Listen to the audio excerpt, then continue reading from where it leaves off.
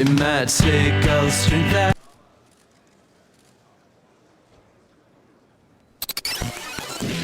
The Majority Report with Sam Cedar. The destiny of America is always safer in the hands of the people than in the conference rooms of any elite. Sam Cedar. They are unanimous.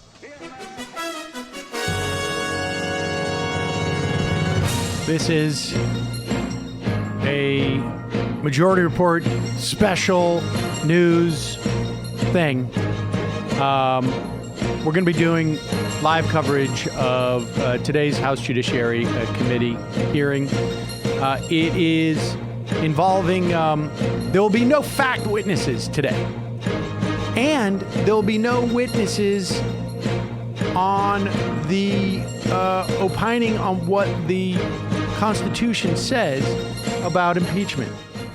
Instead, what we're going to see is the attorneys from both the Intel committees, both the Republican and Democratic Intel committee attorneys, as well as, I believe, the House Judiciary Committee's attorneys. So I think we're looking at 4 or 5 different attorneys. We're trying to get a list. But, of course, Stephen Castor will be there. He was the Intel committee attorney who questioned the witnesses. Also, Daniel Goldman will be there. He was the Democratic attorney. And they're going to basically lay out the case as they see it, or the holes in the case as they see it, for now. So maybe it's not Daniel Goldman who's going to be presenting that case. It appears that it's the other attorney. I don't know his name, actually. I guess Goldman was more of the sort of litigator, as it were, having been a prosecutor, and maybe they're both litigators. But I don't know who the second Democratic attorney is, or the first one, I should say. And we're working on that. Regardless, he will be presenting the case to the Judiciary Committee. Look, this is all part of the process. Articles of impeachment are starting to be drafted. It's Barry Burke. Barry Burke was the one who went after Lewandowski. That came at the end of the session, and it really changed the strategy of the Democrats, I think, across the board when they realized, like, oh, wait a second. Since this is a serious proceeding and preening is really not going to get to the bottom of it, maybe we should have a professional do the questioning. And so they had Burke do it. It was the most compelling part of the testimony. And so they ended up having the lawyers basically take over, which they should. I mean, you know, lawyers are professionals at this.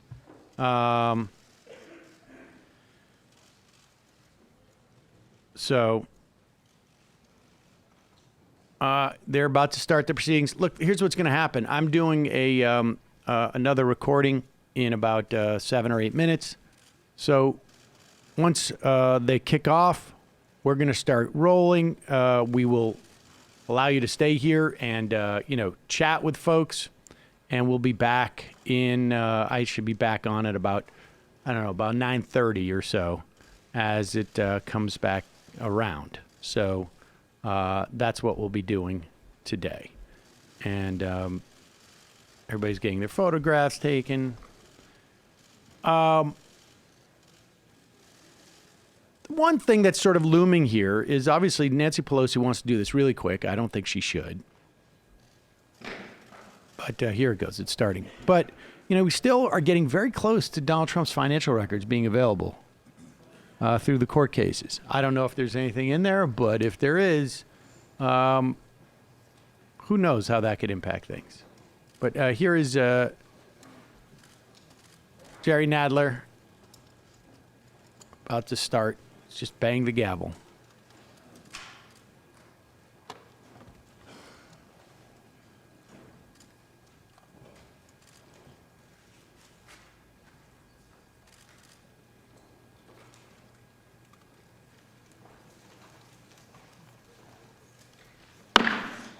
The House Committee on the Judiciary will come to order. Without objection, the Chair is authorized to declare recesses of the committee to end. I object. Objection noted. The quorum is present. We are conducting this hearing on the impeachment inquiry into President Donald J. Trump. Presentations from the House Permanent Select Committee on Intelligence and the House Judiciary Committee pursuant to House Resolution 660 and the Special Judiciary Committee procedures that are described in Section 4A of that resolution. Here is how the committee will proceed for this hearing. I will make an opening statement, and then I will recognize the ranking member for an opening statement. After that, we will hear two sets of presentations. Yes. We will hear 30-minute opening arguments from counsels for the majority and the minority of this committee.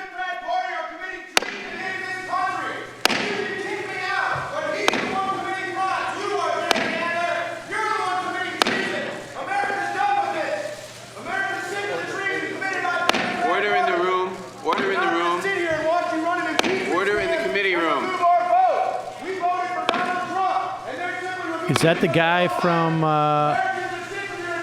is that Alex Jones? Is that Alex Jones dude? I think it is.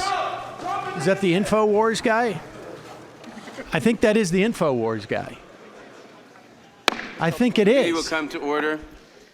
Obviously, I shouldn't have to remind everyone present that the audience is here to observe, but not to demonstrate. Not to indicate agreement or disagreement with any witness or with any member of the committee. The audience is here to observe only, and we will maintain decorum in the hearing room. And again, I will say, here is how the committee will proceed. Okay, that was Owen I will make an opening Schroyer, statement. I believe. Then I will recognize the ranking member for the guy from InfoWars. After that, we will hear two sets of presentations. We will hear 30-minute opening arguments from counsels for the majority and the minority of this committee. Then we will hear 45-minute presentations of evidence from majority and minority counsel from the Permanent Select Committee on Intelligence, followed by 45 minutes of questioning by the chair and ranking member, who may yield to counsel for questioning during this period. Finally, all of our members will have the opportunity to question the presenters from the Intelligence Committee under the 5-minute rule. I would note that the President's Counsel was given the opportunity to participate today, but the White House has declined the invitation. I will now recognize myself for an opening statement. No matter his party or his politics, if the President places his own interests above those of the country, we'll be back. I will be back in a office. bit. Let's just let this run. The President of the United States, the Speaker of the House, the Majority Leader of the Senate, the Chief Justice of the Supreme Court, and the Chairman and ranking members of the House Committee on the Judiciary all have one important thing in common. We have each taken an oath to preserve, protect, and defend the Constitution of the United States. If the President puts himself before the country, he violates the President's most basic responsibility. He breaks his oath to the American people. If he puts himself before the country in a manner that threatens our democracy, then our oath, our promise to the American people, requires us to come to the defense of the nation. That oath stands even when it is politically inconvenient, even when it might bring us under criticism, even when it might cost us our jobs as members of Congress. And even if the President is unwilling to honor his oath, I am compelled to honor mine. As we heard in our last hearing, the framers of the Constitution were careful students of history and clear in their vision for the new nation. They knew that threats to democracy can take many forms, that we must protect against them. They warned us against the dangers of would-be monarchs, fake populists, and charismatic demagogues. They knew that the most dangerous threat to our country might come from within, in the form of a corrupt executive who put his private interests above the interests of the nation. They also knew that they could not anticipate every threat a president might someday pose, so they adopted the phrase treason, bribery, and other high crimes and misdemeanors to capture the full spectrum of possible presidential misconduct. George Mason, who proposed the standard, said that it was meant to capture all manner of great and dangerous offenses against the Constitution. The debates around the framing make clear that the most serious such offenses include abuse of power, betrayal of the nation through foreign entanglements, and corruption of public office. Any one of these violations of the public trust would compel the members of this committee to take action. When combined in a single course of action, they state the strongest possible case for impeachment and removal from office. President Trump put himself before country. Despite the political partisanship that seems to punctuate our hearings these days, I believe that there is common ground around some of these ideas. Common ground in this hearing room and common ground across the country at large. We agree, for example, that impeachment is a solemn, serious undertaking. We agree that it is meant to address serious threats to democratic institutions like our free and fair elections. We agree that when the elections themselves are threatened by enemies foreign or domestic, we cannot wait until the next election to address the threat. We surely agree that no public official, including and especially the President of the United States, should use his public office for private gain. And we agree that no president may put himself before the country. The Constitution and his oath of office, his promise to America's citizens, require the president to put the country first. If we could drop our blinders for just one moment, I think we would agree on a common set of facts as well. On July 25th, President Trump called President Zelensky of Ukraine and asked him for a favor. That call was part of a concerted effort by President Trump to compel the government of Ukraine to announce an investigation, not an investigation of corruption writ large, but an investigation of President Trump's political rivals, and only his political rivals. President Trump put himself before country. The record shows that President Trump withheld military aid allocated by the United States Congress from Ukraine. It also shows that he withheld a White House meeting from President Zelensky. Multiple witnesses, including respected diplomats, national security professionals, and decorated war veterans, all testified to the same basic fact. President Trump withheld the aid and the meeting in order to pressure a foreign government to do him that favor. President Trump put himself before country. And when the president got caught, when Congress discovered that the aid had been withheld from Ukraine, the president took extraordinary and unprecedented steps to conceal evidence from Congress and from the American people. These facts are not in dispute. In fact, most of the arguments about these facts appear to be beside the point. As we review the evidence today, I expect we will hear much about the whistleblower who brought us concerns about the July 25th call to the Inspector General of the intelligence community. Let me be clear. Every fact alleged by the whistleblower has been substantiated by multiple witnesses, again and again, each of whom has been questioned extensively by Democrats and Republicans alike. The allegations also match up with the president's own words, as released by the White House, words that he still says were perfect. I also expect to hear complaints about the term quid pro quo, as if a person needs to verbally acknowledge the name of a crime while he is committing it for it to be a crime at all. The record on this point is also clear. Multiple officials testified that the president's demand for an investigation into his rivals was a part of his personal political agenda and not related to the foreign policy objectives of the United States. Multiple officials testified that the president intended to withhold the aid until Ukraine announced the investigations. And yes, multiple officials testified that they understood this arrangement to be a quid pro quo for the president's personal political benefit. President Trump put himself before country. The president's supporters are going to argue that this whole process is unfair. The record before us is clear on this point as well. We invited the president to participate in this hearing, to question witnesses, and to present evidence that might explain the charges against him. President Trump chose not to show. He may not have much to say in his own defense, but he cannot claim that he did not have an opportunity to be heard. Finally, As we proceed today, we will hear a great deal about the speed with which the House is addressing the President's actions. To the members of the committee, to the members of the House, and to my fellow citizens, I want to be absolutely clear. The integrity of our next election is at stake. Nothing could be more urgent. The President welcomed foreign interference in our elections in 2016. He demanded it for 2020. Then he got caught. If you do not believe that he will do it again, let me remind you that the President's personal lawyer spent last week back in Ukraine meeting with government officials in an apparent attempt to gin up the same so-called favors that brought us here today and forced Congress to consider the impeachment of a sitting president. This pattern of conduct represents a continuing risk to the country. The evidence shows that Donald J. Trump, the President of the United States, has put himself before his country. He has violated his most basic responsibilities to the people. He has broken his oath. I will honor mine. If you would honor yours, then I would urge you to do your duty.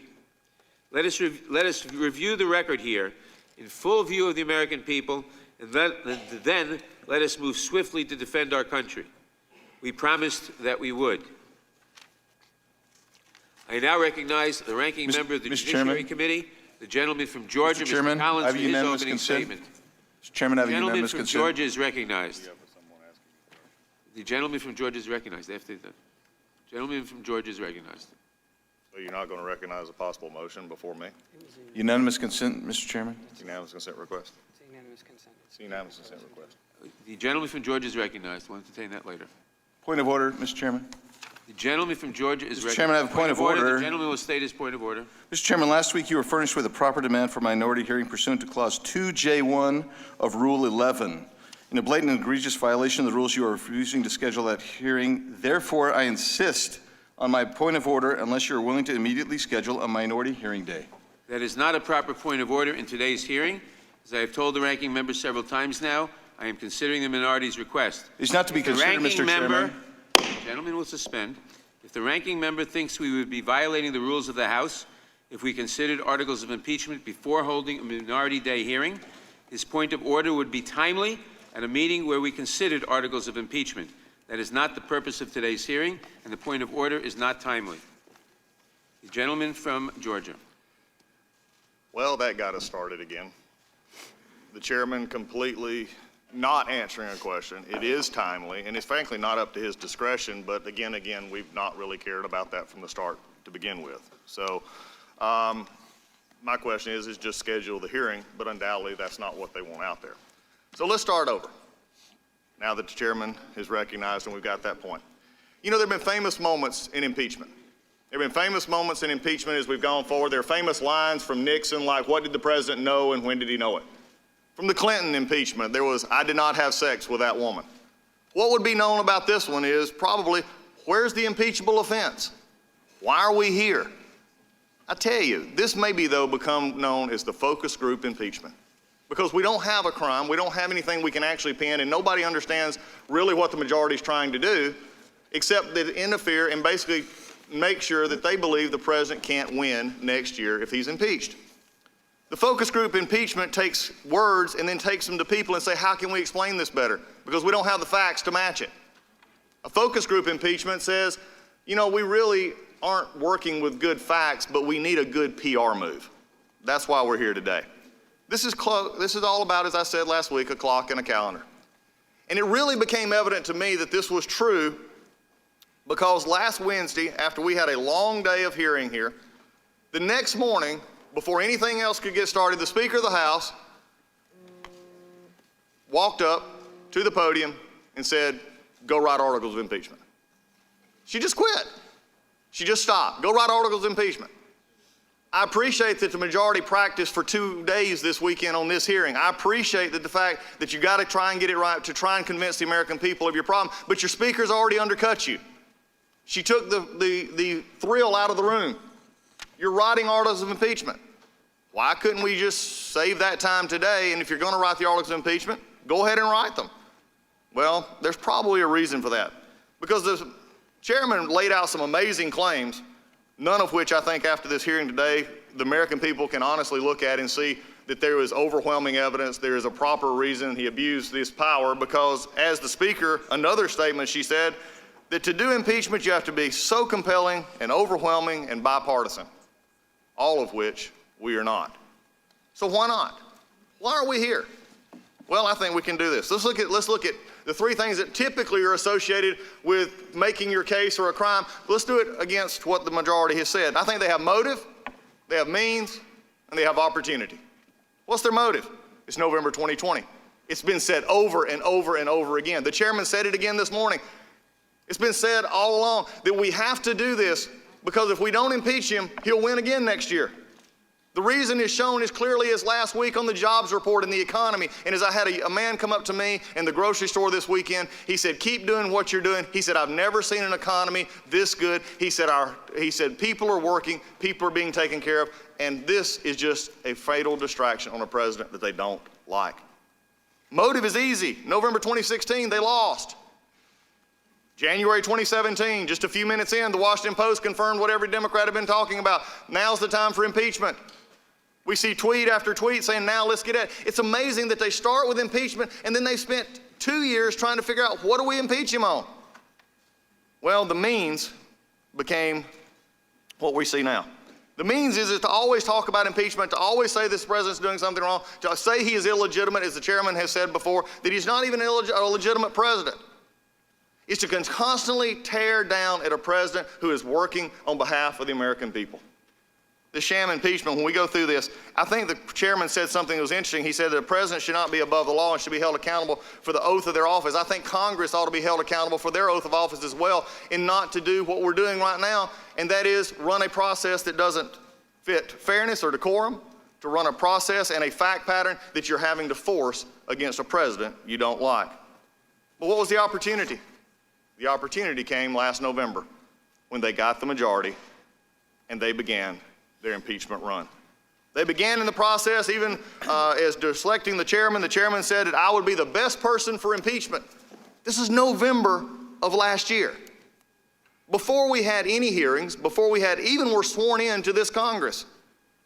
For anyone, the media or watching on TV or watching in this room, for anyone to think that this was not a baked deal is not being honest with themselves. You see, presumption has now become the standard instead of proof. It should cause anyone to begin to question, because the entire case is built on a presumption, or as we found out last week from 3 scholars, that inference is okay. If you just infer that that's what they mean, then we'll take that. That was an interesting line. You know, it was interesting. They made their whole case built on Gordon Sondland. You're going to see that a lot today. He testified that he presumed that the aid was connected to an investigation, but he said nobody ever told him that. When Sondland even asked the president directly, he said, what do you want? The president said, I want nothing. I want Zelensky to do what he ran on. Ukraine did nothing and got the aid anyway. But you know how I know that this is also a problematic experience? Just look over the past 3 weeks. When the chairman of the Intelligence Committee, who, by the way, is absent today, I guess he can't back up his own report, but he started his own hearing by making up the factual call. When he made it up, he started the fairy tale that we're having today. If you can't even put the transcript in the right context, just read it. Chairman Schiff couldn't even read the transcript. He had to make it up, because if he didn't make it up, it didn't sound as bad. It didn't sound as bad. He said, listen, he said, let's make up some dirt. That's not what was said. The transcript, the chairman misled the American people. As an attorney, as a chairman, as a member of Congress who swore an oath to tell, basically to be honest with the American people and to uphold the Constitution, that was such a massive malpractice I've never seen. Because you know why? Again, they don't care about what actually was in the transcript. They don't actually care what happened. And we heard last week from witnesses, they don't even care that the aid was released. They're simply looking at the facts to make it fit their narrative. But what else happened? You know, this is also the Chairman Schiff who also said that he had seen collusion in plain sight. That it was already there before the Mueller report ever came out, that all of this was going to happen. But you know, I guess maybe I might need to just not stop commenting on Chairman Schiff and his guidance, because I may end up on the next phone records subpoena as we go forward. You see, we've taken a dangerous turn in this Congress. Subpoenas are fine, properly done, and should be done properly, but they should never be at the expense of a political vendetta. Professor Turley testified last week, presumption is no substitute for proof. The current legal case for impeachment is not just woefully inadequate, but in some respects dangerous and the basis for impeachment of an American president. Today, what we were supposed to get was like I love my friends on the majority of this committee said Mueller. When we got the Mueller report, it didn't go real well. So we had a lot of hearings, didn't go real well. Then we finally got Bob Mueller, and they said, this is going to be the movie version. In fact, what happened, they did, my colleagues on the majority had live readings from Capitol Hill. They made dramatic podcasts. They even wrote a comic book rendition that breathed life into the Mueller report, and it didn't work. So they brought Bob Mueller. This was the movie version. They told us Robert Mueller's testimony would be the thing that people watched and would be convinced. Guess what? They wasn't convinced. In fact, it fell flat. But you know, today, I guess, is the movie version of the Schiff report. Except one thing, the star witness failed to show up. Mr. Nunez is here. His staff is here. The leading headline is there, Schiff report. But where's Mr. Schiff? In Mueller, Robert Mueller testified. The Ken Starr report, Ken Starr testified. The author of the Schiff report is not here. Instead, he's sending his staff to do his job for him. I guess that's what you get when you're making up impeachment as you go. So as we look forward here, there's going to be plenty of time to discuss the factual case for this and the statements that are not being made. What is very detrimental to me, though, is this. This committee is not hearing from a factual witness. This committee is not doing anything past hearing from law school professors and staff. We've not been given, the chairman said something about the president not being able to come. Show me where he would actually have a proper process in this that's not talking to staff and not talking to law school professors, when we could actually have witnesses that will be called by both sides. But I want to say this in ending. I love this institution. I was here as a 19-year-old kid, as an intern, almost 32 years ago. This institution, as we see it today, is in danger.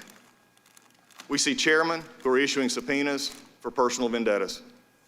We see committees, such as the Judiciary Committee, that has held many, many substantive hearings, has been the very center point of impeachment, being used as a rubber stamp because we get not our marching orders from this committee and what it should be doing, but from the Speaker and the Intelligence Committee chairman.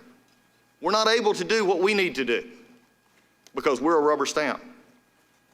I love this institution, but in the last 3 days, over the last 3 or 4 days, I've seen stuff that just bother me to no end and should bother everyone. The Speaker of the House, after hearing 1 day of testimony in the Judiciary Committee, said, go write articles. Facts be damned. Al Green, another member of the House majority, said we can keep impeaching him over and over and over and over again. Adam Schiff, when he told us he wasn't going to come, instead hide behind his staff, he also told us that we're going to keep investigating because they know this is going nowhere in the Senate, and they're desperate to have an impeachment vote on this president. The economy is good, job creation is up, military is strong, our country is safe. And the Judiciary Committee has been relegated to this. Why? Because they have the means, they have the motive, and they have the opportunity.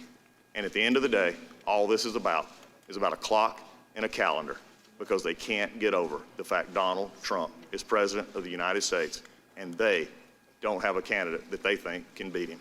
It's all political. And as we have talked about before, this is a show. Unfortunately, today, the witness who is supposed to be the star witness chose to take a pass and let a staff answer for him. With that, I yield back. Mr. Chairman, I have a point of order. Thank you, Mr. Collins. Mr. Chairman, I have a point of order. The gentleman will state his point of order.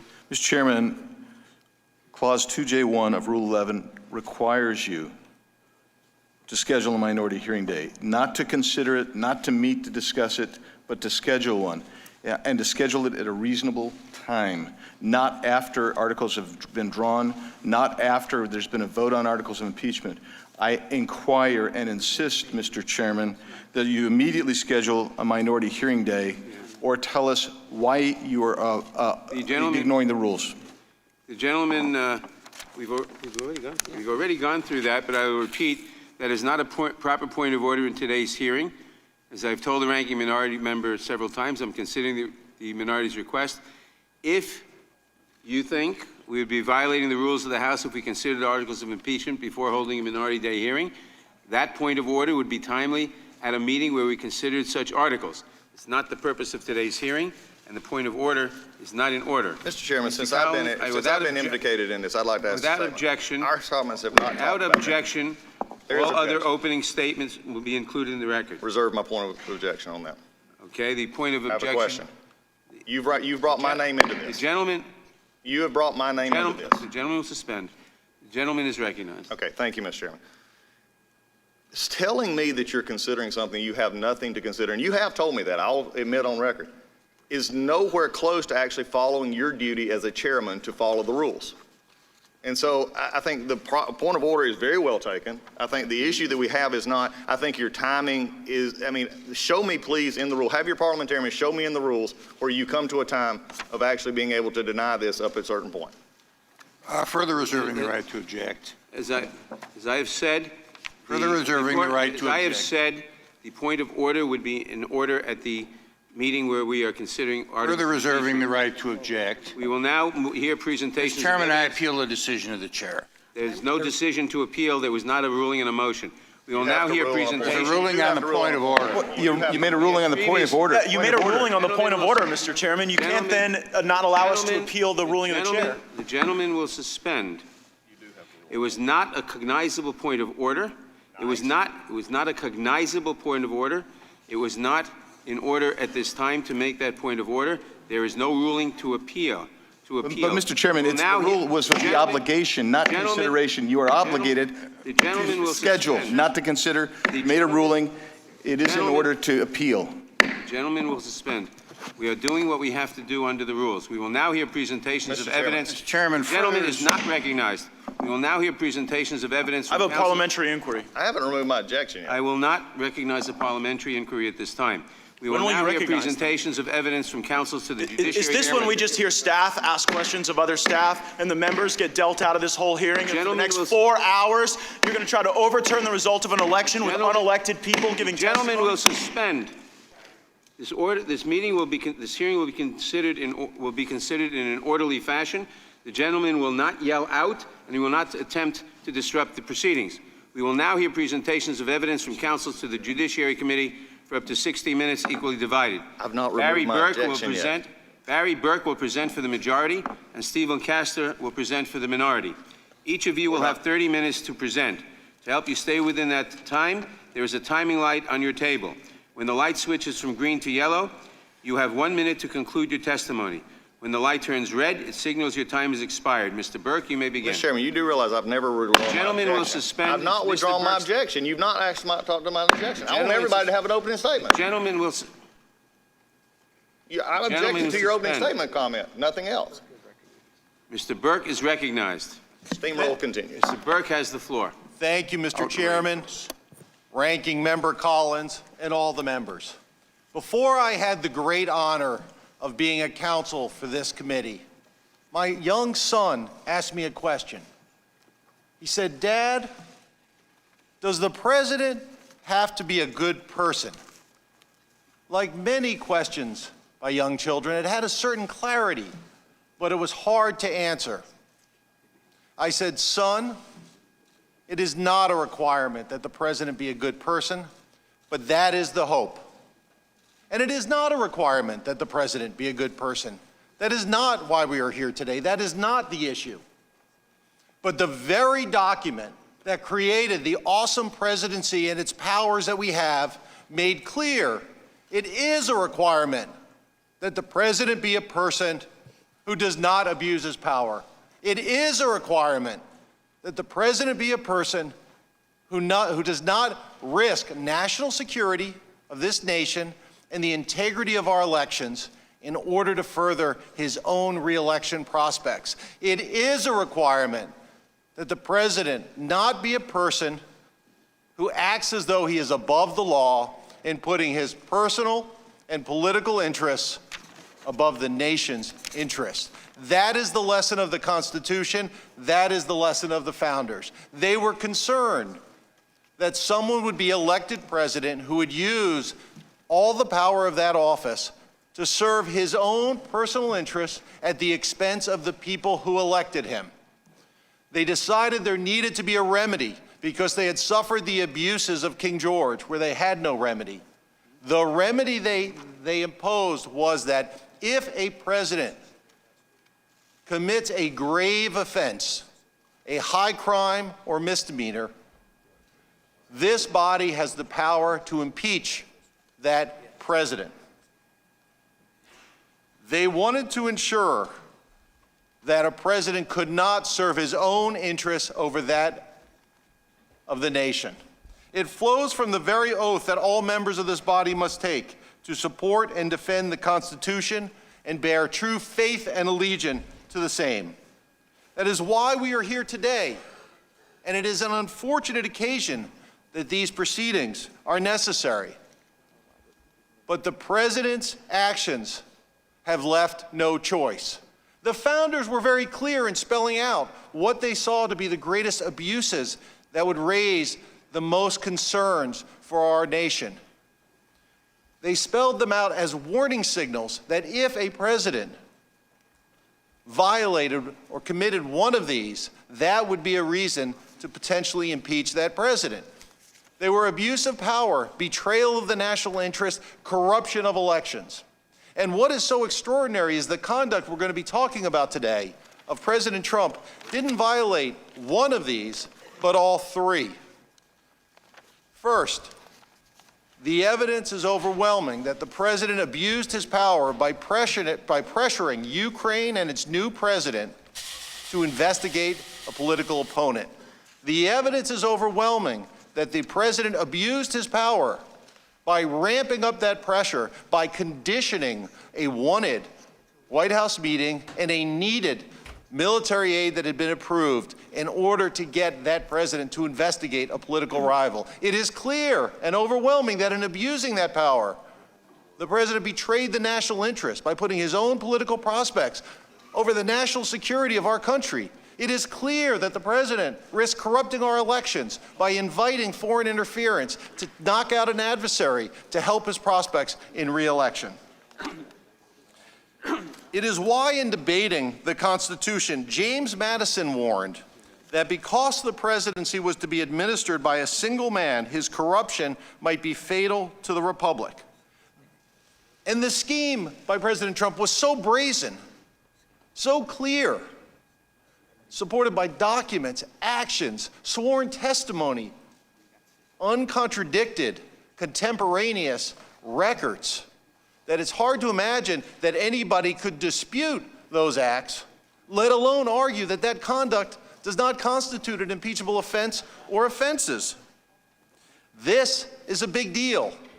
President Trump did what a president of our nation is not allowed to do. It is why last week the constitutional scholar, Professor Michael Gerhardt, said, if what we're talking about is not impeachable, then nothing is impeachable. President Trump's actions are impeachable offenses. They threaten our rule of law. They threaten our institutions. And as James Madison warned us, they threaten our republic. Let me begin where we must, with the facts and evidence. First, it's important to understand why Ukraine was so important to our national security. Ukraine was under attack by its aggressive and hostile neighbor, Russia. They had already encroached on its territories. The Ukraine was at great risk that Russia would again take further territory or try. Europe had a stake in this, and so did we.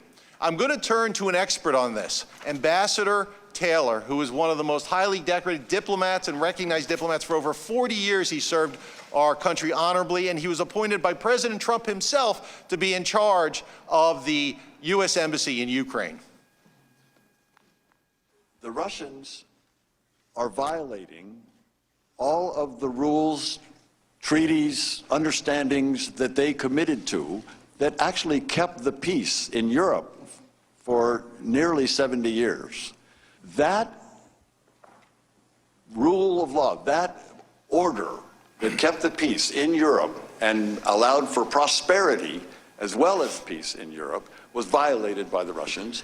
It affects the world that we live in, that our children will grow up in, and our grandchildren. This affects the kind of world that we want to see abroad. That is Ambassador Taylor explaining why Ukraine was so important and explaining why the president's actions so significantly risked hurting our national security, our national defense policy, and our national interest. Now, you've already heard there is significant proof that President Trump himself told the new president of Ukraine, President Zelensky, that he wanted him to investigate a political rival, former Vice President Joe Biden. And you'll hear a lot about that today. But that proof is only the tip of the iceberg. There are so many more events and meetings and contemporaneous text messages, emails, other documents that show this happened and happened exactly as it is alleged. And it is clear that in this scheme to pressure Ukraine to investigate a political rival, the person at the center of that scheme was President Donald Trump. The facts cannot be disputed. President Trump used the powers of government for a domestic political errand, to put his political interests above that of the nation. I'm going to turn to another expert. I'm going to turn to Dr. Fiona Hill, the National Security Council Senior Director in the Trump administration, and she's going to explain what happened. But it struck me yesterday when you put up on the screen Ambassador Sondland's emails and who was on these emails, and he said, these are the people who need to know, that he was absolutely right, because he was being involved in a domestic political errand. And we were being involved in national security, foreign policy, and those two things had just diverged. And that tells you what the evidence shows. The president put his own domestic political interests over the nation's national security and foreign policy. A president cannot abuse his power to secure an election. He cannot do that at the expense of the American people. That is an impeachable offense. The president has tried to make excuses for his conduct, why it's not wrongful or corrupt or an abuse of power. But the truth holds together. It makes sense. It's consistent with the evidence. When someone is offering an excuse that is not true, it is not consistent with the evidence. It does not make sense. It cannot be squared with what the facts show. And you will see these excuses do not make sense. The facts are clear that President Trump put his own political and personal interests over the nation's interest. I'd like to go through what you are going to see about the president's scheme, and you're going to hear about today from the facts that we have. First, you're going to hear that President Trump's personal lawyer, Rudy Giuliani, pushed Ukraine to open an investigation of his political rival. Mr. Giuliani, prior to the July 25th call, he made public statements that Ukraine should investigate the former Vice President Joe Biden. He tweeted about it, putting pressure on the new president. He went to Ukraine and later went again with the assist and direction of U.S. officials who were told to aid the president's personal lawyer on the president's behalf. You'll hear that President Trump told his aides that he was relying on for Ukraine that he wanted them to, quote, talk to Rudy. What you're going to hear is that his close advisors had just gotten back on May 23rd from the inauguration of the new president, President Zelensky. They told President Trump, we were impressed. He was elected on an anti-corruption platform, a reform platform. You should schedule a White House meeting. It's very important. This is very good for the United States. And the president's response was, talk to Rudy, who had been out there claiming what the Ukrainian president had to do was investigate his political rival. You'll hear that President Trump's advisors told President Zelensky that President Trump would not schedule the wanted White House meeting unless he announced a Ukrainian investigation of former Vice President Biden. There are documents, there's sworn testimony. This happened, and there is no question from the evidence that the president did this. And President Zelensky desperately needed a White House meeting, both to show Russia that the U.S. was still supporting Ukraine and for his own credibility as a new president. You'll hear then, to ramp up the pressure, What President Trump did is he told his agencies to withhold military and security aid that had been approved and was supposed to be released to Ukraine, hundreds of millions of dollars, in order to put more pressure on Ukraine. All the agencies involved, State Department, Defense Department, National Security Council, said it should be released, that it had been approved, it was going to be released, until President Trump personally stopped it. And again, contemporaneous evidence and documents show it and prove it. People said that they were shocked. Ambassador Taylor said he was in astonishment. Your witness said that it was illogical to do this, and the president never offered an explanation. But ultimately, it was discovered why he did it. Then on the July 25th call, President Trump explicitly told him he wanted him to do 2 Ukrainian investigations, one of a U.S. citizen and his political rival, and the other about the origins of the interference in the 2016 election, some conspiracy theory that Russia, who all the intelligence agencies agreed interfered with the 2016 election, that maybe it was Ukraine. Again, another investigation intended to help the president politically. That is it. And you know the president cared about the investigations that would help him politically and not Ukraine and not the national security interest. And you don't have to take my word. I'm going to play something from David Holmes, who had worked in the U.S. Embassy in Ukraine and was speaking to Ambassador Sondland, who President Trump appointed. Ambassador Sondland had just come to the Ukraine on the 26th. He met with President Zelensky. He went to a restaurant with Mr. Holmes, the U.S. political affairs counselor in Ukraine. and he called President Trump on his cell phone, and Mr. Holmes could hear that call, and then he spoke to Mr. Sondland. Let's see what happened on July 26th, the day after that call.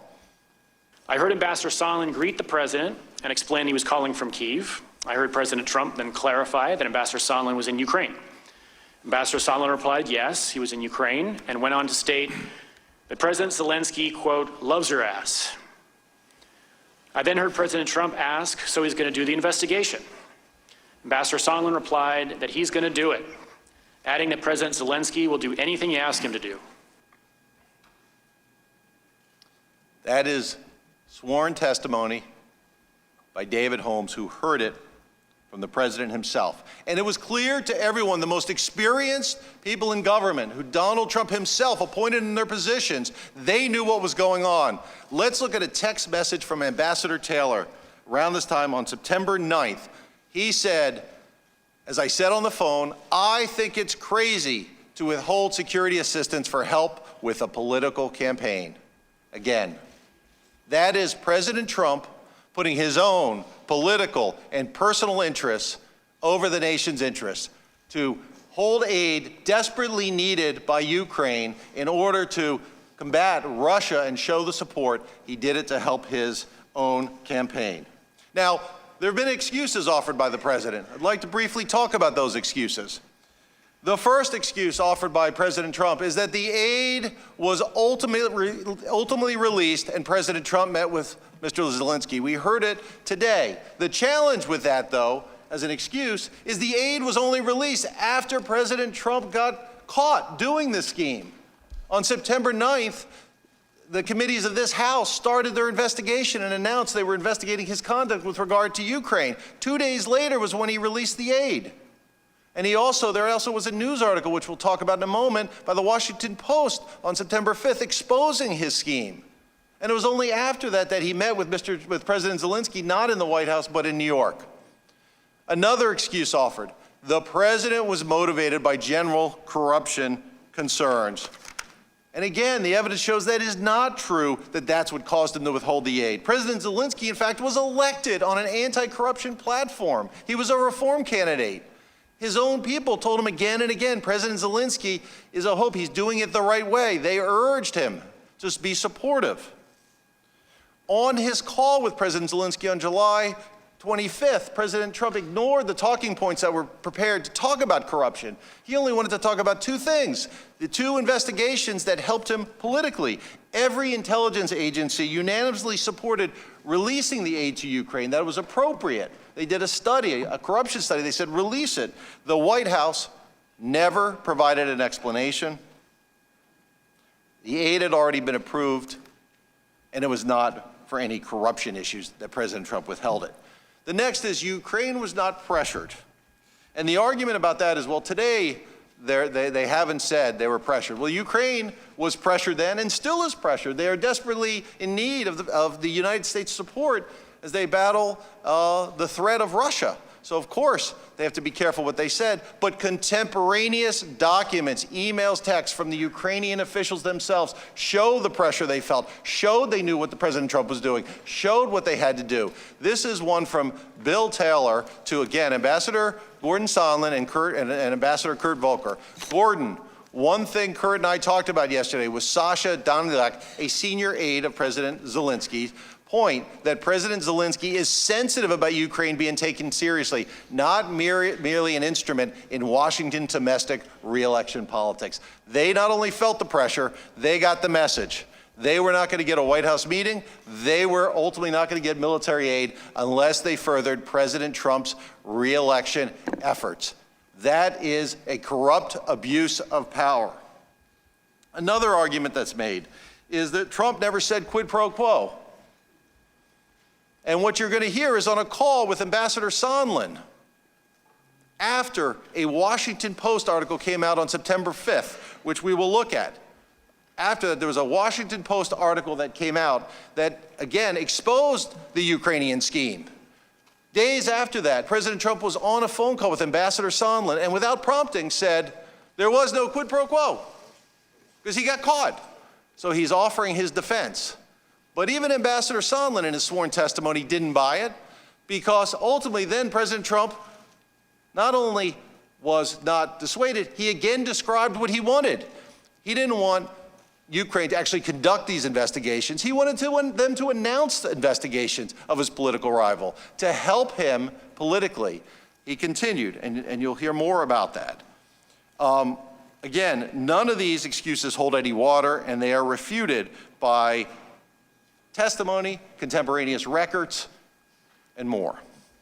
Now, some have suggested that we should wait to proceed with these impeachment proceedings because we've not heard from all of the witnesses or obtained all the documents. But the reason we have not heard from all the witnesses or documents is because President Trump himself has obstructed the investigation. He's directed his most senior aides who are involved in some of these events not to come testify, to defy subpoenas. He has told every one of his agencies with records that could be relevant not to produce those records to us, to try to obstruct our investigation. Now, this is evidence that President Trump is replaying the playbook used in the prior Department of Justice investigation. In that investigation, he directed his White House counsel to create a false, phony record and document and lie, denying that President Trump had told him to fire the special counsel. He did many other things to try to interfere with that investigation. He attacked the investigators and witnesses and called them horrible names, just as he has done here.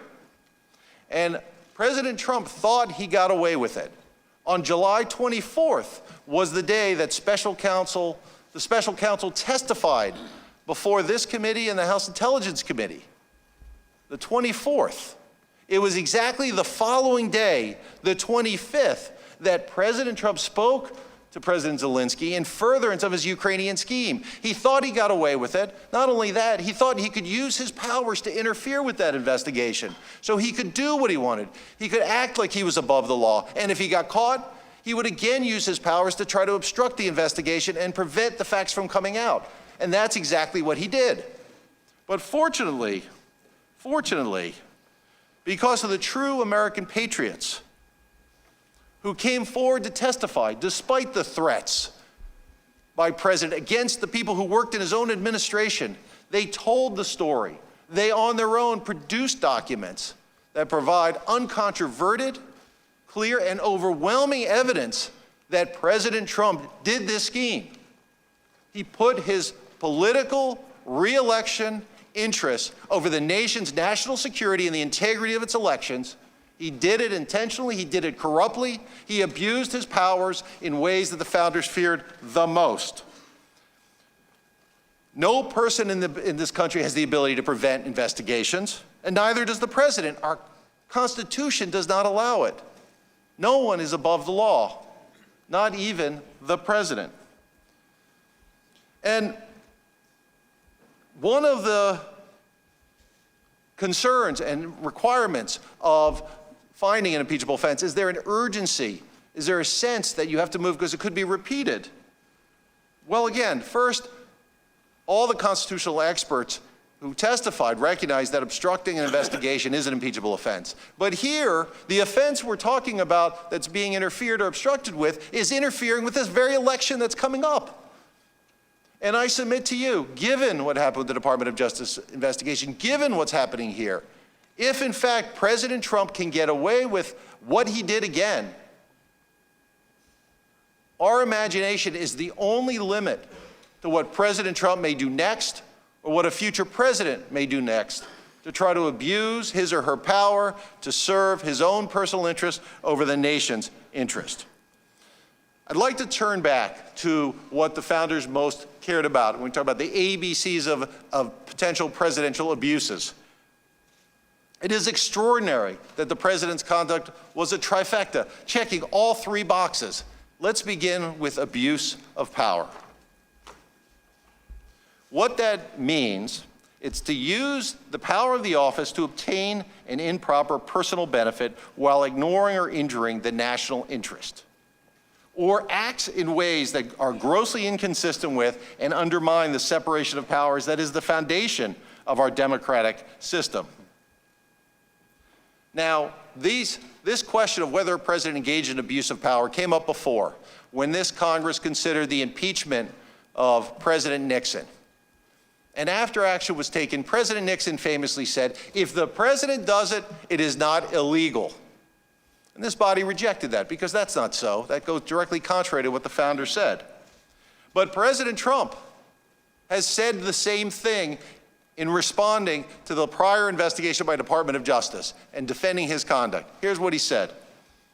Then I have an Article 2 where I have the right to do whatever I want as president. That he has the right to do whatever he wants as president. That is as wrong as when President Nixon said a similar thing. That is not what the Constitution provides. That is not what the country demands. He does not have the right to do whatever he wants. Turning to the second abuse of power I'm most concerned, betrayal of the nation involving foreign powers. The American people have suffered that foreign influence when President Trump treated military aid that had been approved, taxpayers' dollars, and decided to treat it as his own checkbook to try to further his own re-election chances. That reflects what the founders were concerned about. And finally, corruption of our elections. The framers knew that corrupt leaders, or leaders acting corruptly, concentrate their powers to manipulate elections and undercut adversaries. They talked about it frequently. That is why the framers thought electoral treachery, particularly involving foreign powers, was a critical abuse and that could support and lead to impeachment. Now, the American people learned last election how dangerous foreign intervention in our elections can be. Let me show another clip from candidate Trump on the campaign trail. Russia, if you're listening, I hope you're able to find the 30,000 emails that are missing. I think you will probably be rewarded mightily by our press. And Russia was listening. Within approximately 5 hours of President Trump's invitation to Russia to interfere in our election by trying to hack and obtain the emails of his political opponent, Russia, in fact, tried to do that for the first time. The very officers who were then indicted by the Department of Justice for that conduct, they took candidate Trump's invitation. Now, the American people learned a lesson. President Trump, unfortunately, apparently learned a different lesson. Let's look.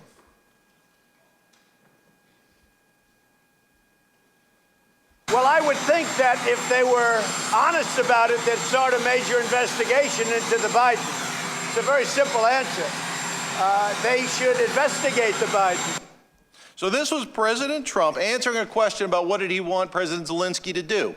So even after he got caught, He is saying, again, this vulnerable nation, dependent on U.S. support militarily and otherwise, again, he's telling them what to do. And unlike in 2016, when he only had a campaign platform, which to extend the invitation to a foreign power, now he has the levers of government in his control to not only request it and invite it, but to pressure that country to do it. And that's exactly what he did, and you'll hear more about that in the presentation from the House Intelligence Committee. And what's most striking as we come back to this issue that the framers were concerned about, is there a continuing risk of wrongdoing? The fact that President Trump did this after he was caught shows the risk of what will happen if this body doesn't act. He really does believe he can act as though he were above the law. He really does believe, as evidenced by this conduct, that he can put his personal and political interests over the nation's interest, over the nation's national security interest, over the nation's integrity of its elections. So, of course, we do have an election coming up. That's not a reason to postpone this discussion. That's a reason we must have this discussion, to make sure it is not interfered with, to make sure this president doesn't do it, to make sure future presidents do not do it. It is the hope that in these discussions, we can put aside political rancor, disagreements, and have a fair discussion about the facts and this conduct, not just as it relates to President Trump, but as to the presidency itself and future presidents. My son, our children, our grandchildren, they will study this moment in history. They will read all of your remarks. They will learn about all of your actions.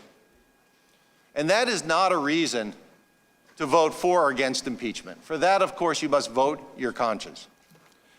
But that is a reason for us to have a fair debate about what the undisputed facts show, to recognize that it is wrong, it is very wrong, and it cannot happen again with this president or any president. It is a reason to talk about whether we want our children and grandchildren to live in a country where the president elected by the people can put his own personal and political interests over the interests of the people who elected them. It is a reason for these debates to, again, fairly focus on the facts and to make sure the presentations we're going to hear will not distort the record, focus on process points, raise extraneous matters that really are intended to distract rather than focus on what the conduct was at issue here. It is a reason to focus on the facts and what is in the country's best interest. History, future generations will be the judge. Thank you, Mr. Burke. Thank you, Mr. Burke. Mr. Castor, you Mr. Chairman, are recognized for 30 minutes. Mr. Chairman, point of order. Mr. Castor is recognized for 30 minutes. Mr. Chairman, point of order. Mr. Castor is recognized for 30 minutes. Mr. Chairman, the witness has violated Rule 17, and my point of order should be heard. Point of order. The witness has used language which impugns the motives of the president and suggests he's disloyal to his country, and those words should be stricken from the record and taken down. The point of order is not sustained. Witnesses are not subject to the rules of decorum. Appeal the ruling of the chair. In the same way members are. The topic of the hearing is the president's misconduct, so none of us should find it surprising that we are hearing testimony that is critical of the president. I do not find that the witness's comments are disorderly. I find they are pertinent to the subject matter of this hearing. The witness would be able to continue, except that his time has expired. Mr. Castor is recognized. Mr. Chairman, it's not. Mr. Chairman, my point of order is not that his words are disorderly. They are unparliamentary. They violate the rules of the House. They should be taken down. This is not about his conduct. He's talking about the motives and the character of the President of the United States. Gentlemen will suspend. The rules of decorum apply to members of the House, not to witnesses. The gentleman may proceed. So I appeal the ruling of the chair. That is not a ruling. There was no. It is a ruling on a point of order. It's appealable. That is a rule. Subject to a vote. And that's a rule. The point of order is not sustained. And he appeals the ruling of the chair. Appeals the ruling of the chair. I move to table The motion is made to table the appeal of the ruling of the chair. The motion Move the motion to table is made in writing. Motion to table. Move the motion is made in Motion to table is writing. not in debate. It's not. All in favor of the motion to table. All in favor of the motion to table will say aye. Aye. Point. Opposed? No. No. The motion to table. She has to put it in writing first, then you can call the vote. Motion to table is. At least you're following the rules. Motion to table is sustained. Roll call. The clerk will call the roll. Mr. Nadler? Aye. Mr. Nadler votes aye. Ms. Lofgren? Aye. Ms. Lofgren votes aye. Ms. Jackson-Lee? Aye. Ms. Jackson-Lee votes aye. Mr. Cohen? Mr. Cohen votes aye. Mr. Johnson of Georgia? Mr. Johnson of Georgia votes aye. Mr. Deutsch? Mr. Deutsch votes aye. Ms. Bass? Ms. Bass votes aye. Mr. Richmond? Mr. Richmond votes aye. Mr. Jeffries? Mr. Jeffries votes aye. Mr. Cicilline? Aye. Mr. Cicilline votes aye. Mr. Swalwell? Aye. Mr. Swalwell votes aye. Mr. Liu? Aye. Mr. Liu votes aye. Mr. Raskin? Aye. Mr. Raskin votes aye. Ms. Jayapal? Aye. Ms. Jayapal votes aye. Ms. Stemmings? Aye. Ms. Stemmings votes aye. Mr. Correa? Aye. Mr. Correa votes aye. Ms. Scanlon? Aye. Ms. Scanlon votes aye. Ms. Garcia? Aye. Ms. Garcia votes aye. Mr. Neguse? Aye. Mr. Neguse votes aye. Ms. McBath? Aye. Ms. McBath votes aye. Mr. Stanton? Aye. Mr. Stanton votes aye. Ms. Dean? Aye. Ms. Dean votes aye. Ms. McCarcel-Powell? Aye. Ms. McCarcel-Powell votes aye. Ms. Escobar? Aye. Ms. Escobar votes aye. Mr. Collins? Nope. Mr. Collins votes no. Mr. Sensenbrenner? Mr. Sensenbrenner votes no. Mr. Shabbat? Mr. Shabbat votes no. Mr. Gomert? Mr. Gomert votes no. Mr. Jordan? Mr. Jordan votes no. Mr. Buck? Mr. Ratcliffe? Mr. Ratcliffe votes no. Ms. Roby? Ms. Roby votes no. Mr. Gates? No. Mr. Gates votes no. Mr. Johnson of Louisiana? Mr. Johnson of Louisiana votes no. Mr. Biggs? Mr. McClintock? No. Mr. McClintock votes no. Ms. Lesko? No. Ms. Lesko votes no. Mr. Rechtenthaler? Mr. Klein? No. Mr. Klein votes no. Mr. Armstrong? No. Mr. Armstrong votes no. Mr. Stubbe? No. Mr. Stubbe votes no. Mr. Chairman, how am I recorded? Mr. Biggs, you are not recorded. You said no. Mr. Biggs votes no. Has every member voted who wishes to vote? The clerk will report. Got it? 15 noes. Mr. Chairman, there are 24 ayes and 15 noes. Motion to table is carried. Mr. Chairman, parliamentary inquiry. May I make a parliamentary Mr. inquiry? Castor is recognized. I will not recognize a parliamentary inquiry at this time. Mr. Castor is recognized for 30 minutes. Morning, Chairman Nadler, Ranking Member Collins, members of the committee, and members of the staff. My name's Steve Castor. I'm a congressional staff member. I serve with the Oversight Committee on the Republican staff with Mr. Jordan. I'm also, for purposes of this investigation, I'm a shared staffer with the Judiciary Committee and Mr. Collins and the House Permanent Select Committee on Intelligence and Mr. Nunes. It sure is atypical for a staffer to be presenting, but again, thanks for having me. The purpose of this hearing, as we understand it, is to discuss whether President Donald J. Trump's conduct fits the definition of a high crime and misdemeanor. It does not. Such that the committee should consider articles of impeachment to remove the president from office, and it should not. This case, in many respects, comes down to 8 lines in a call transcript. Let me say clearly and unequivocally that the answer to that question is no. The record in the Democrats' impeachment inquiry does not show that President Trump abused the power of his office or obstructed Congress. To impeach a president who 63 million people voted for over 8 lines in a call transcript is baloney. Democrats seek to impeach President Trump not because they have evidence of high crimes or misdemeanors, but because they disagree with his policies. Baloney. This impeachment inquiry is not the organic outgrowth of serious misconduct. Castor in here, I wanted to say baloney. Democrats have been searching for a set of facts on which to impeach President Trump since his inauguration on January 20th, 2017. Just 27 minutes after the president's inauguration that day, the Washington Post ran a story that the campaign to impeach the president has already begun. The article reported Democrats and liberal activists are mounting broad opposition to stymieing Trump's agenda, and noted that impeachment strategists believed the Constitution's emoluments clause would be the vehicle. In the first 2 years of the administration, Democrats in the House introduced articles of impeachment to remove President Trump from office on several very different factual bases. On January 3rd, the very first day of the new Congress, Congressman Sherman introduced articles of impeachment against the president. The same day, Representative Tlaib said, we're going to go in there, we're going to impeach the president.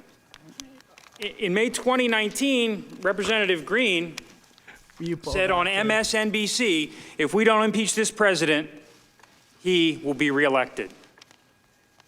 Even Speaker Pelosi, who has said that impeachment is a somber and prayerful exercise, has called President Trump an imposter and said it is dangerous to allow voters to judge his performance in 2020. The obsession with impeaching the president is reflected in how House Democrats have used the power of their majority in the past 11 months. In the Oversight Committee, the Democrats' first announced witness was Michael Cohen, a disgraced felon who pleaded guilty to lying to Congress. When he came before us at the Oversight Committee, he then lied again as many as 8 times. Oversight Committee Democrats demanded information about the president's personal finances and even subpoenaed the president's accounting firm Mazars for large swaths of sensitive and personal financial information about the entire Trump family. The subpoena was issued over the objection of committee Republicans and without a vote. In the Ways and Means Committee, Democrats demanded the president's personal tax return information. The reason they cited for wanting the president's tax returns, they said, was to oversee the IRS's audit process for presidential tax returns. You can judge that for yourself. In the Financial Services Committee, Democrats demanded and subpoenaed the president's bank records going back 10 years. The Financial Services Committee staff, the Republicans tell me, the information demanded would cover every withdrawal, credit card swipe, or debit card purchase of every member of the Trump family, including his minor child. The reason that the Democrats gave for why they needed such voluminous and intrusive personal information about the Trump family was, get this, financial industry compliance with banking statutes and regulations. Here in the Judiciary Committee, Democrats sent out letters demanding information from over 80 recipients, including the president's children, business partners, employees, his campaign, businesses, and foundation. Of course, the main event for the Judiciary Committee was the report of Special Counsel Mueller, which Democrats believed would serve as the evidentiary basis for impeaching the president. Despite interviewing 500 witnesses, issuing 2,800 subpoenas, executing almost 500 search warrants, and spending $25 million, the special counsel's 19 attorneys and 40 FBI agents, analysts, and staff found no conspiracy or coordination between the Trump campaign and the Russian government. After the Trump-Russia collusion allegations did not pan out, Democrats focused their efforts on obstruction of justice. They criticized Attorney General Barr for concluding that no crime of obstruction had occurred in the special counsel investigation.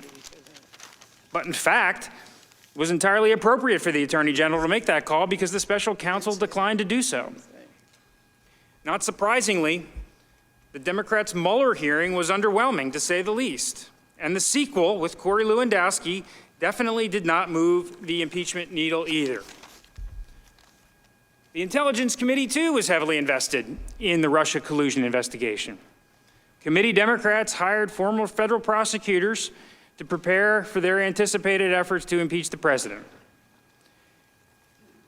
Now that the Russian collusion allegations did not work out, Democrats have settled on the Ukraine phone call, 8 lines the president uttered on July 25th with Ukrainian President Zelensky.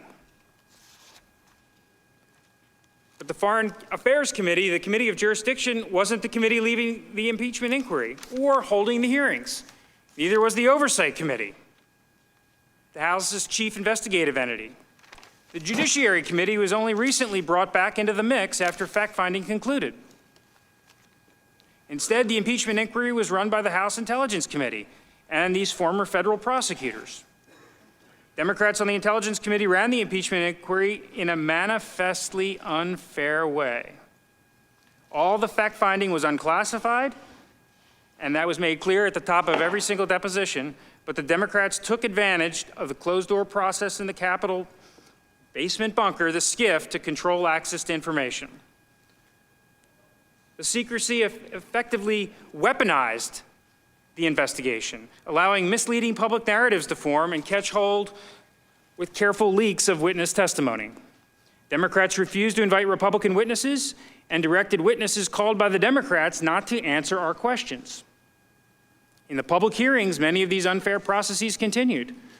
Democrats refused to invite numerous witnesses requested by Republicans, interrupted Republican questioning, and prevented witnesses from answering Republican questions. Democrats voted down, by virtue of a motion to table, with no notice, subpoenas for documents and testimony requested by Republicans.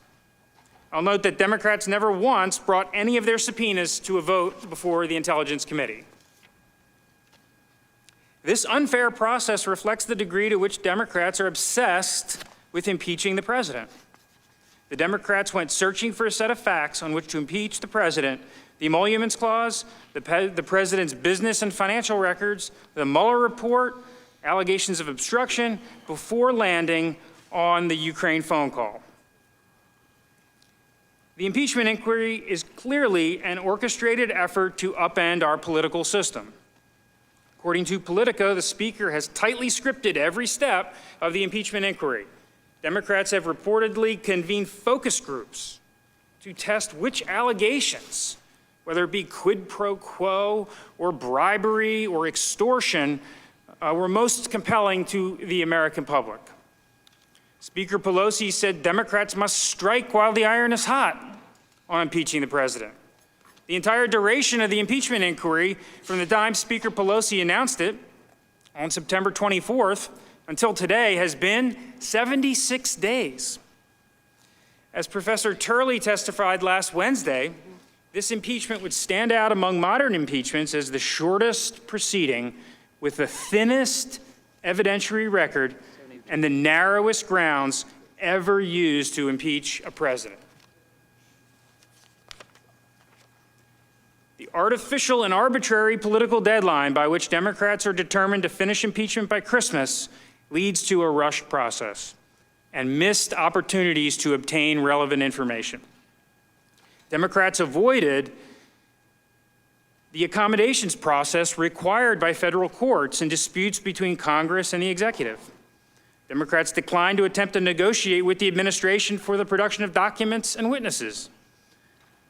Democrats did not exhaust all their options to entice witnesses or agencies to cooperate, such as allowing witnesses to appear with agency lawyers or initiating contempt proceedings. Sometimes the threat of a contempt proceeding gets you a different result. Sometimes the witnesses choose to appear when contempt is on the table. Democrats even withdrew a subpoena to one witness who asked a federal court to resolve conflicting orders from Congress and the executive, either because the Democrats did not want to wait for the court to rule or they didn't like the presiding judge, Judge Leon. Instead, Democrats made their demands and refused to budge. Democrats told witnesses at the outset that their refusal to cooperate in full would be used against them and the president. Democrats threatened federal employees that their salaries could be withheld for not meeting committee demands. These tactics are fundamentally unfair and counterproductive for gathering information in any serious inquiry. This rushed and take-it-or-leave-it approach to investigating is contrary to how successful congressional investigations typically work. Congressional investigations take time. There is no easy button. In this job, you must take the information that's offered, even if you don't like the terms. You should not say no to taking a witness's testimony because you would prefer the agency counsel's not present. If that's the only means of obtaining the testimony, you should take it. Your priority must not be on blocking information out, it must be on seeking information.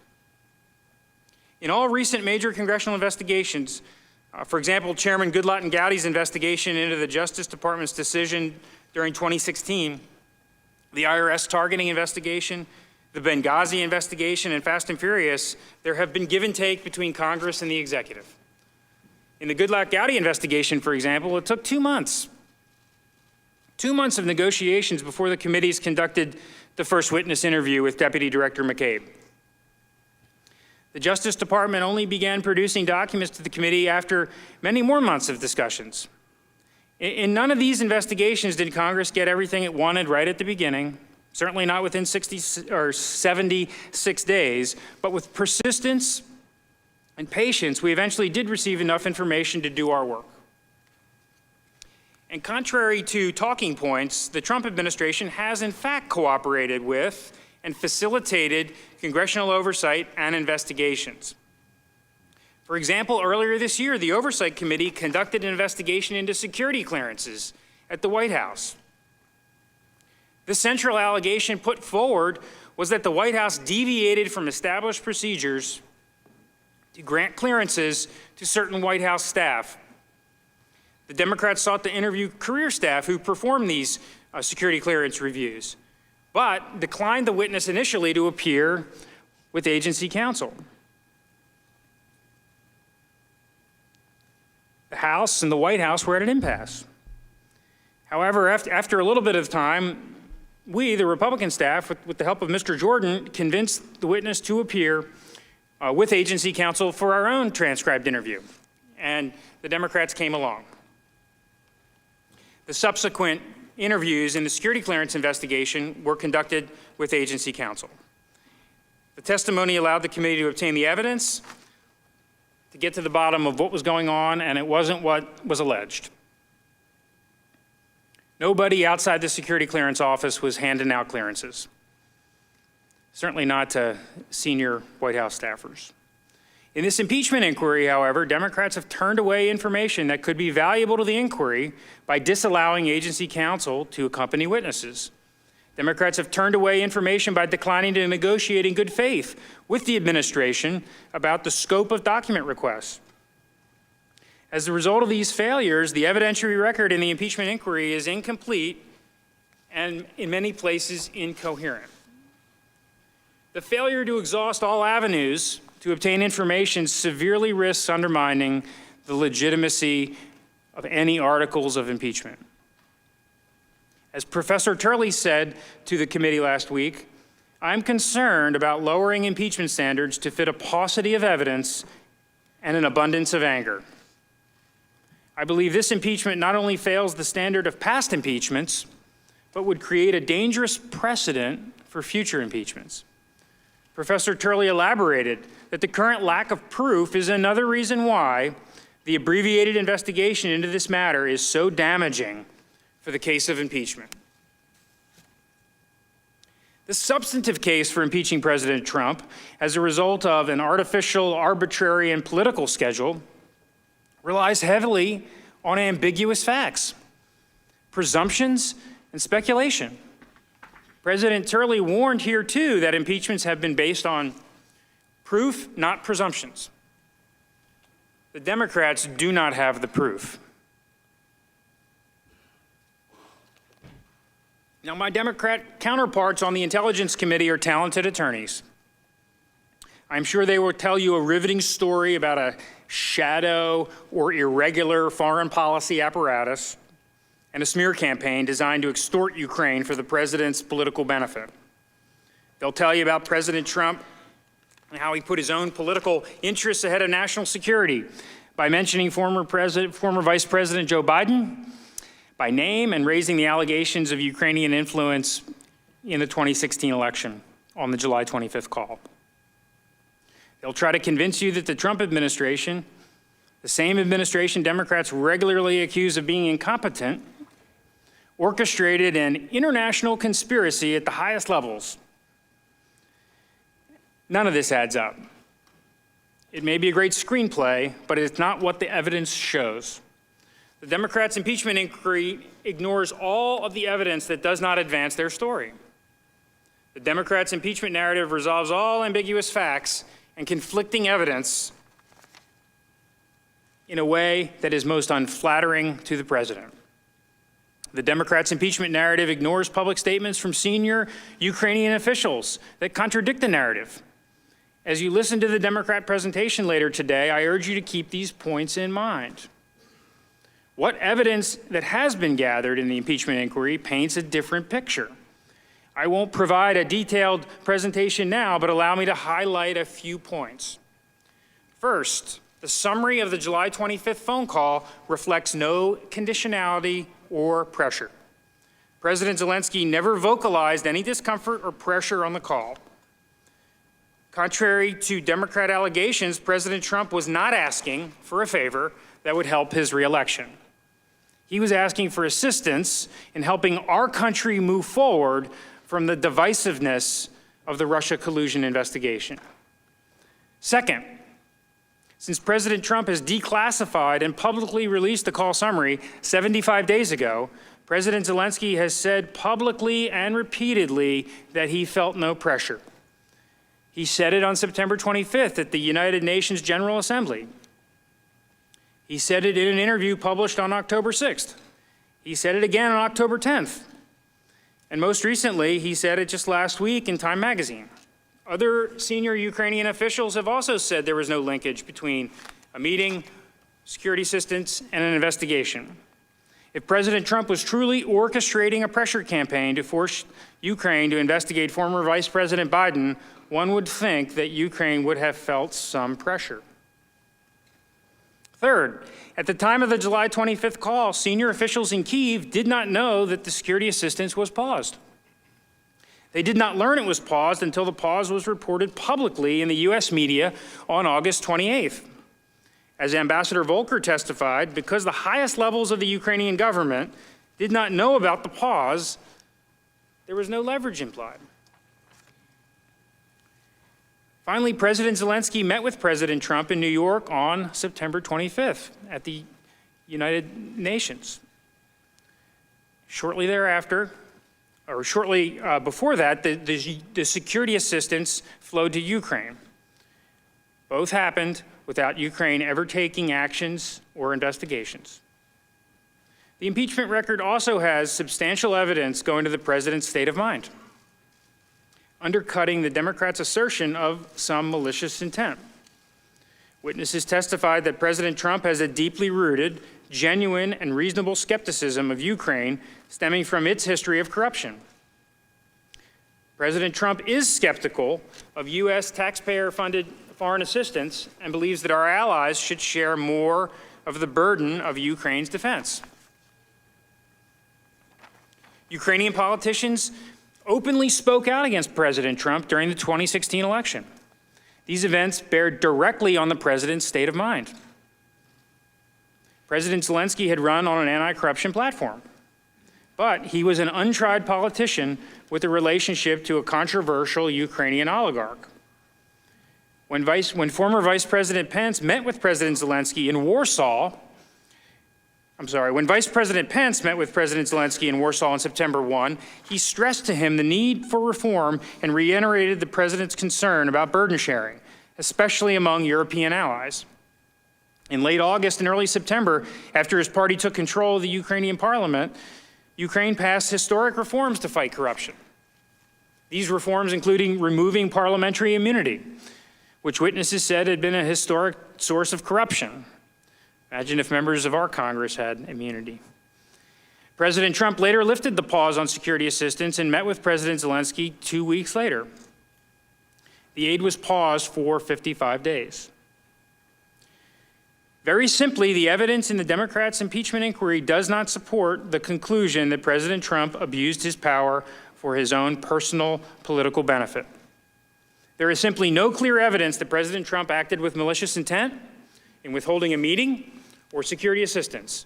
Indeed, there are, and the Republican report articulates them, legitimate explanations for these actions that are not nefarious, as the Democrats allege. The evidence shows that President Trump faithfully executed the duties of his office by delivering on what he promised the American voters he would do. Democrats may disagree with the president's policy decisions or the matter in which he governs, but those disagreements are not enough to justify the irrevocable action of removing him from office. The Democrats' hyperbole and histrionics are no good reason, 11 months out from an election, to prevent the American people from deciding on their own who is going to be their next president. This record also does not support a conclusion that President Trump obstructed Congress during the impeachment inquiry for many of the procedural defects I touched on earlier. Additionally, as a factual matter, the only direct testimony the investigation has obtained about the president's reaction to the inquiry is from Ambassador Sondland, who testified President Trump told him to cooperate and tell the truth. President Trump has also declassified and released the summaries of his 2 phone calls with President Zelensky. President Trump has said that he would like witnesses to testify, but he's been forced to resist the unfair and abusive process. I believe strongly in the prerogatives of the Congress. It's awful to hear President Turley's testimony from last week when he critiqued the House for proceeding on impeachment so rapidly and on such a thin record. Professor Turley said to set this abbreviated schedule, demand documents, and then impeach because they haven't been turned over when they go to court, I think is an abuse of power. The impeachment of a duly elected president, as Chairman Nadler said in 1998, is the undoing of a national election. Now, I understand Democrats issued a report over the weekend arguing that contrary to the chairman's statement in 1998, impeachment is not undoing an election. I would just respond by saying that I don't think many of the 63 million Americans from all around the country who voted for President Trump in 2016 would agree. By impeaching President Trump, the House would essentially be nullifying the decision of those Americans. And the House would be doing it in less than 11 months before the next election. There still is no compelling argument for why Democrats in the House must take this decision out of the hands of the voters and do it before Christmas. During the Clinton impeachment in 1998, the chairman said that at bare minimum, the president's accusers must go beyond hearsay and innuendo and beyond the demands that the president prove his innocence of vague and changing charges. I would submit that those words ring as true today as the chairman believed them to be in 1998. The impeachment record is heavily reliant on hearsay, innuendo, and presumptions. Democrats have lobbed vague and ever-changing charges for impeachment going as far back as the president's inauguration. For all these reasons, the extraordinary exercise of the House's impeachment authority is not warranted on the evidentiary record presented. Thank you for allowing me to present this information this morning, and I yield back. The gentleman yields back. Thank you both for your presentations. Mr. Burke, you are now excused, and we will invite Mr. Goldman to take his place at the witness table. Thank you, Mr. Chairman. Mr. Chairman. All right, folks, we're probably going to stay with this for another 25 minutes or so. I have a parliamentary inquiry. We will let it run, but in terms of like what we need to prepare pursuant to Rule for, 7B of the House rules, the chairman off. is allowed to administer an oath, not mandated to, but it has been the practice of this committee to administer oaths to witnesses. I'm wondering why we have not administered the oath in this situation. I'm going to administer the oath to the 2 witnesses who are now coming up before us to make presentation.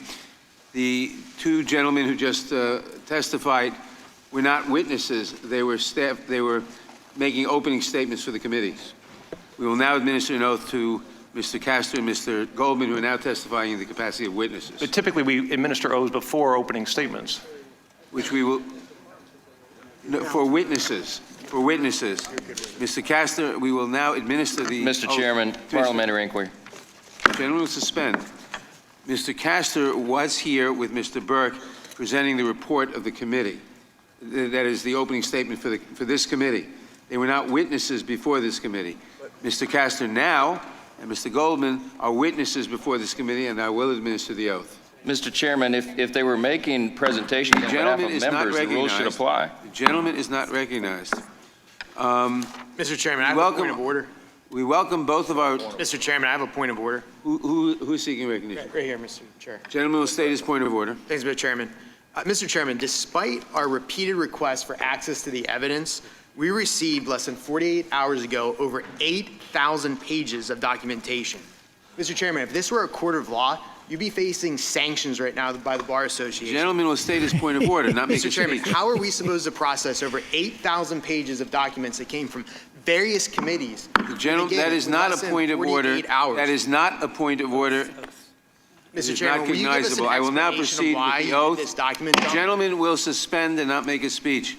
Mr. Goldman, Mr. Castillo, please rise and raise your right hand. Do you swear or affirm under penalty of perjury that the testimony you're about to give is true and correct to the best of your knowledge, information, and belief? So help you God.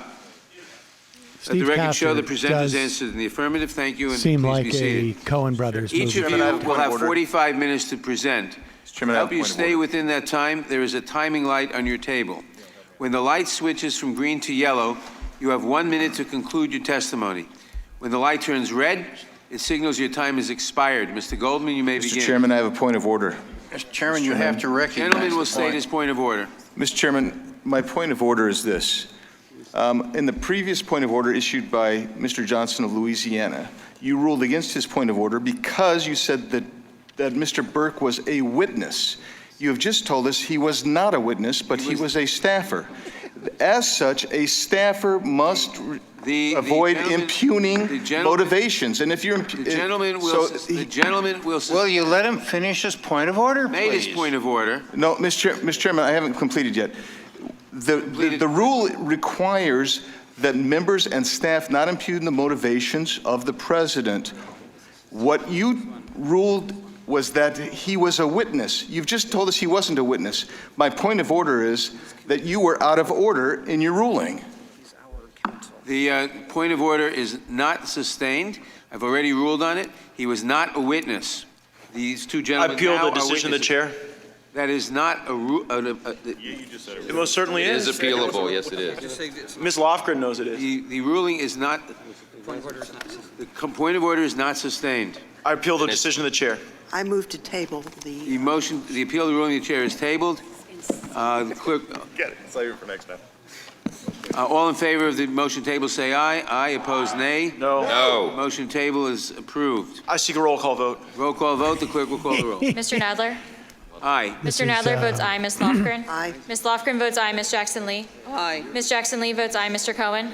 Mr. Cohen votes aye. Mr. Johnson of Georgia? Mr. Johnson of They're Georgia votes trying aye. Mr. to, Deutsch? obviously, Mr. Deutsch votes aye. Ms. Bass? just be Ms. Bass jerks. votes aye. Mr. Richmond?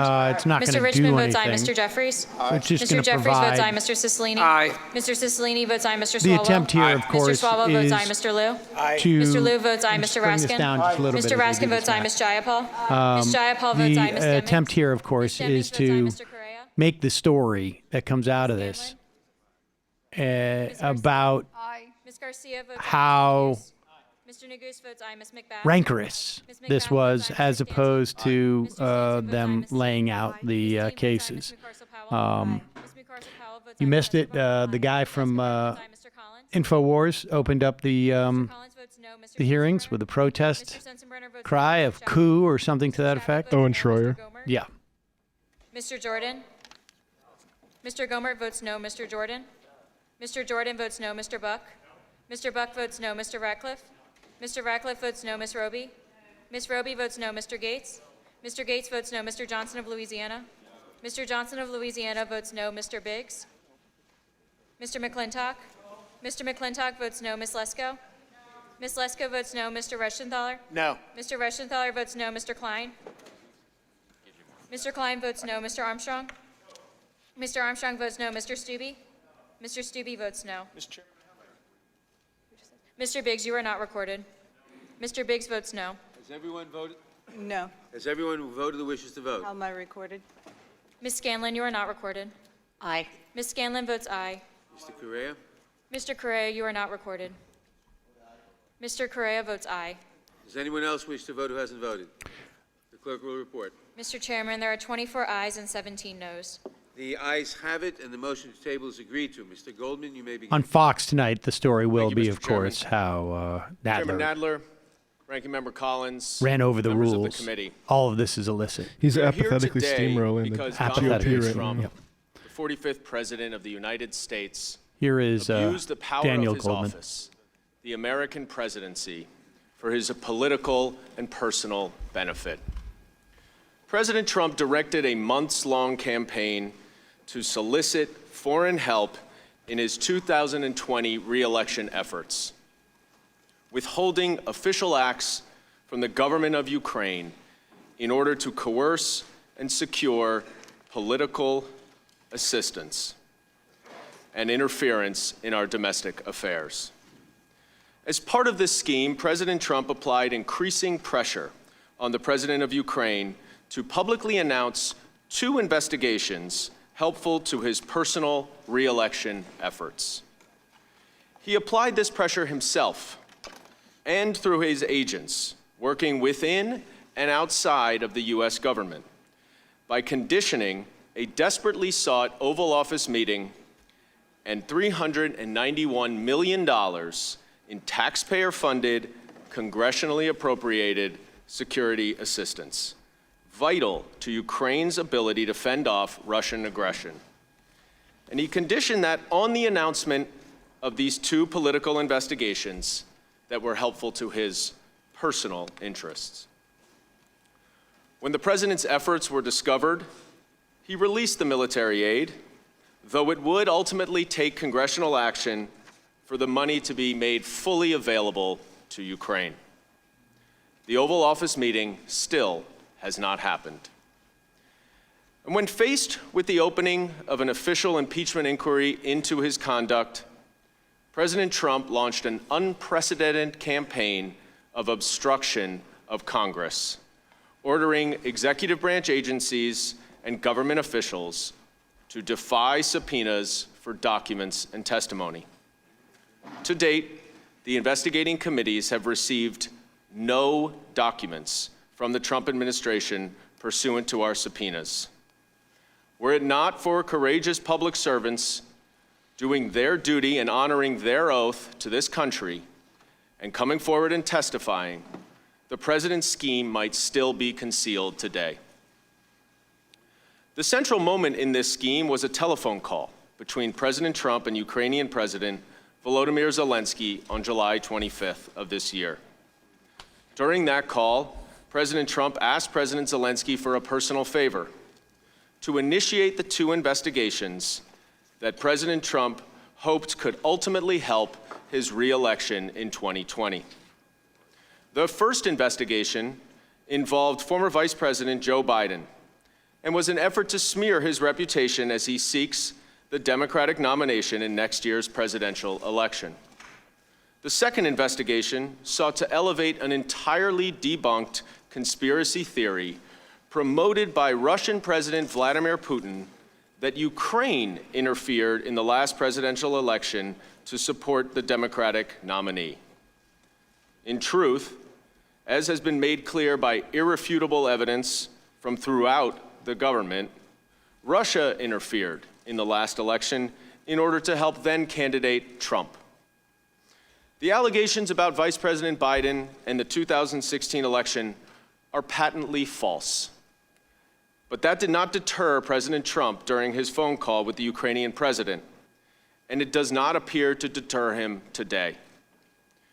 Just 2 days ago, President Trump stated publicly that he hopes that his personal attorney, Rudy Giuliani, will report to the Department of Justice and to Congress the results of Mr. Giuliani's efforts in Ukraine last week to pursue these false allegations meant to tarnish Vice President Biden.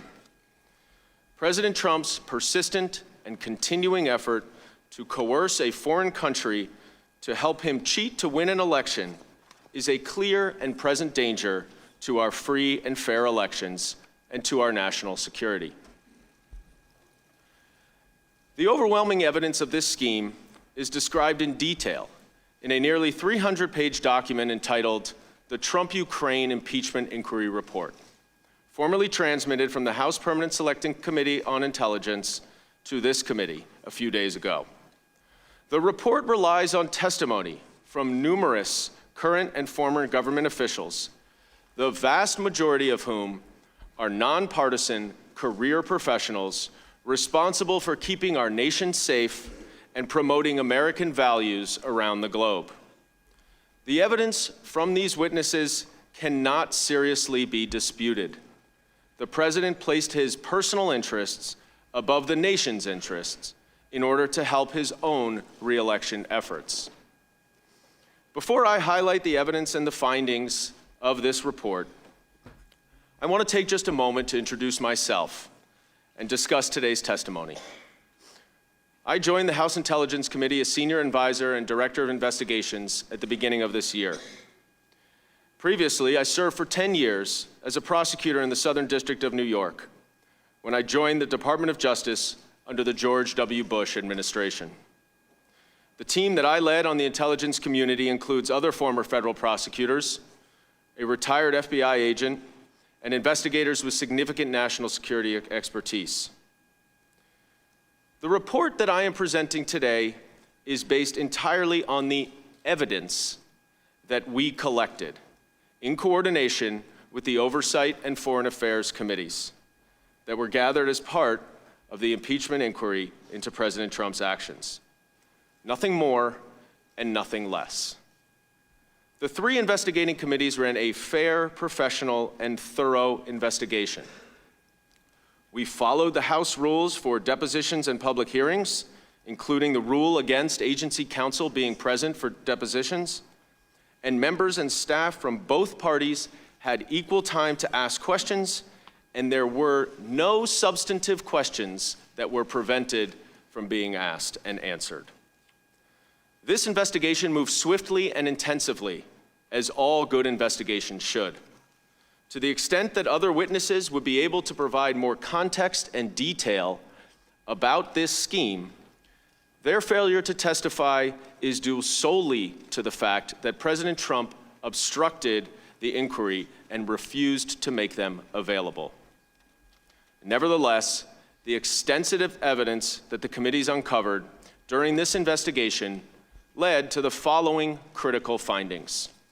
First, President Trump used the power of his office to pressure and induce the newly elected president of Ukraine to interfere in the 2020 presidential election for President Trump's personal and political benefit. Second, in order to increase the pressure on Ukraine to announce the politically motivated investigations that President Trump wanted, President Trump withheld a coveted Oval Office meeting and $391 of essential military assistance from Ukraine. Third, President Trump's conduct sought to undermine our free and fair elections and poses an imminent threat to our national security. And fourth, faced with the revelation of his pressure campaign against Ukraine, President Trump directed an unprecedented effort to obstruct Congress's impeachment inquiry into his conduct. And with that context in mind, I would like to turn to the evidence of President Trump's conduct concerning Ukraine. My colleague, Mr. Castor, just said that it revolves around 8 lines in one call record, but that sorely ignores the vast amount of evidence that we collected of a months-long scheme directed by the president. But I do want to start with that July 25th phone call, because that is critical evidence of the president's involvement and intent. It was on that day that he held his second phone call with the new Ukrainian president. The first in April was short and cordial, following the Ukrainian president's election success. But this second call would diverge dramatically from what those listening had expected.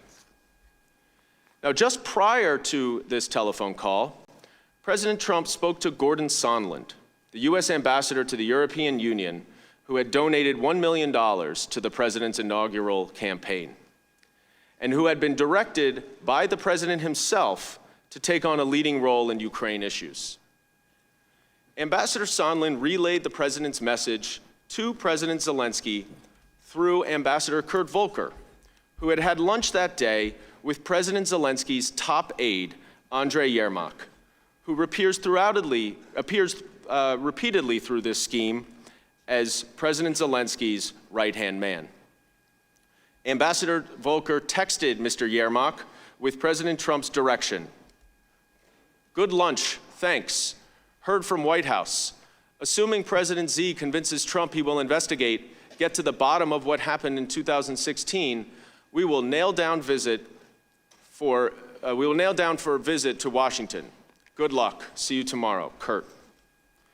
So even before the phone call with President Zelensky took place, President Trump had directed that Ukraine initiate the investigation into 2016, the debunked conspiracy theory that Ukraine had interfered in the election, in order for President Zelensky to get the White House visit that he desperately coveted. Ambassador Sondland was clear in his testimony about this quid pro quo.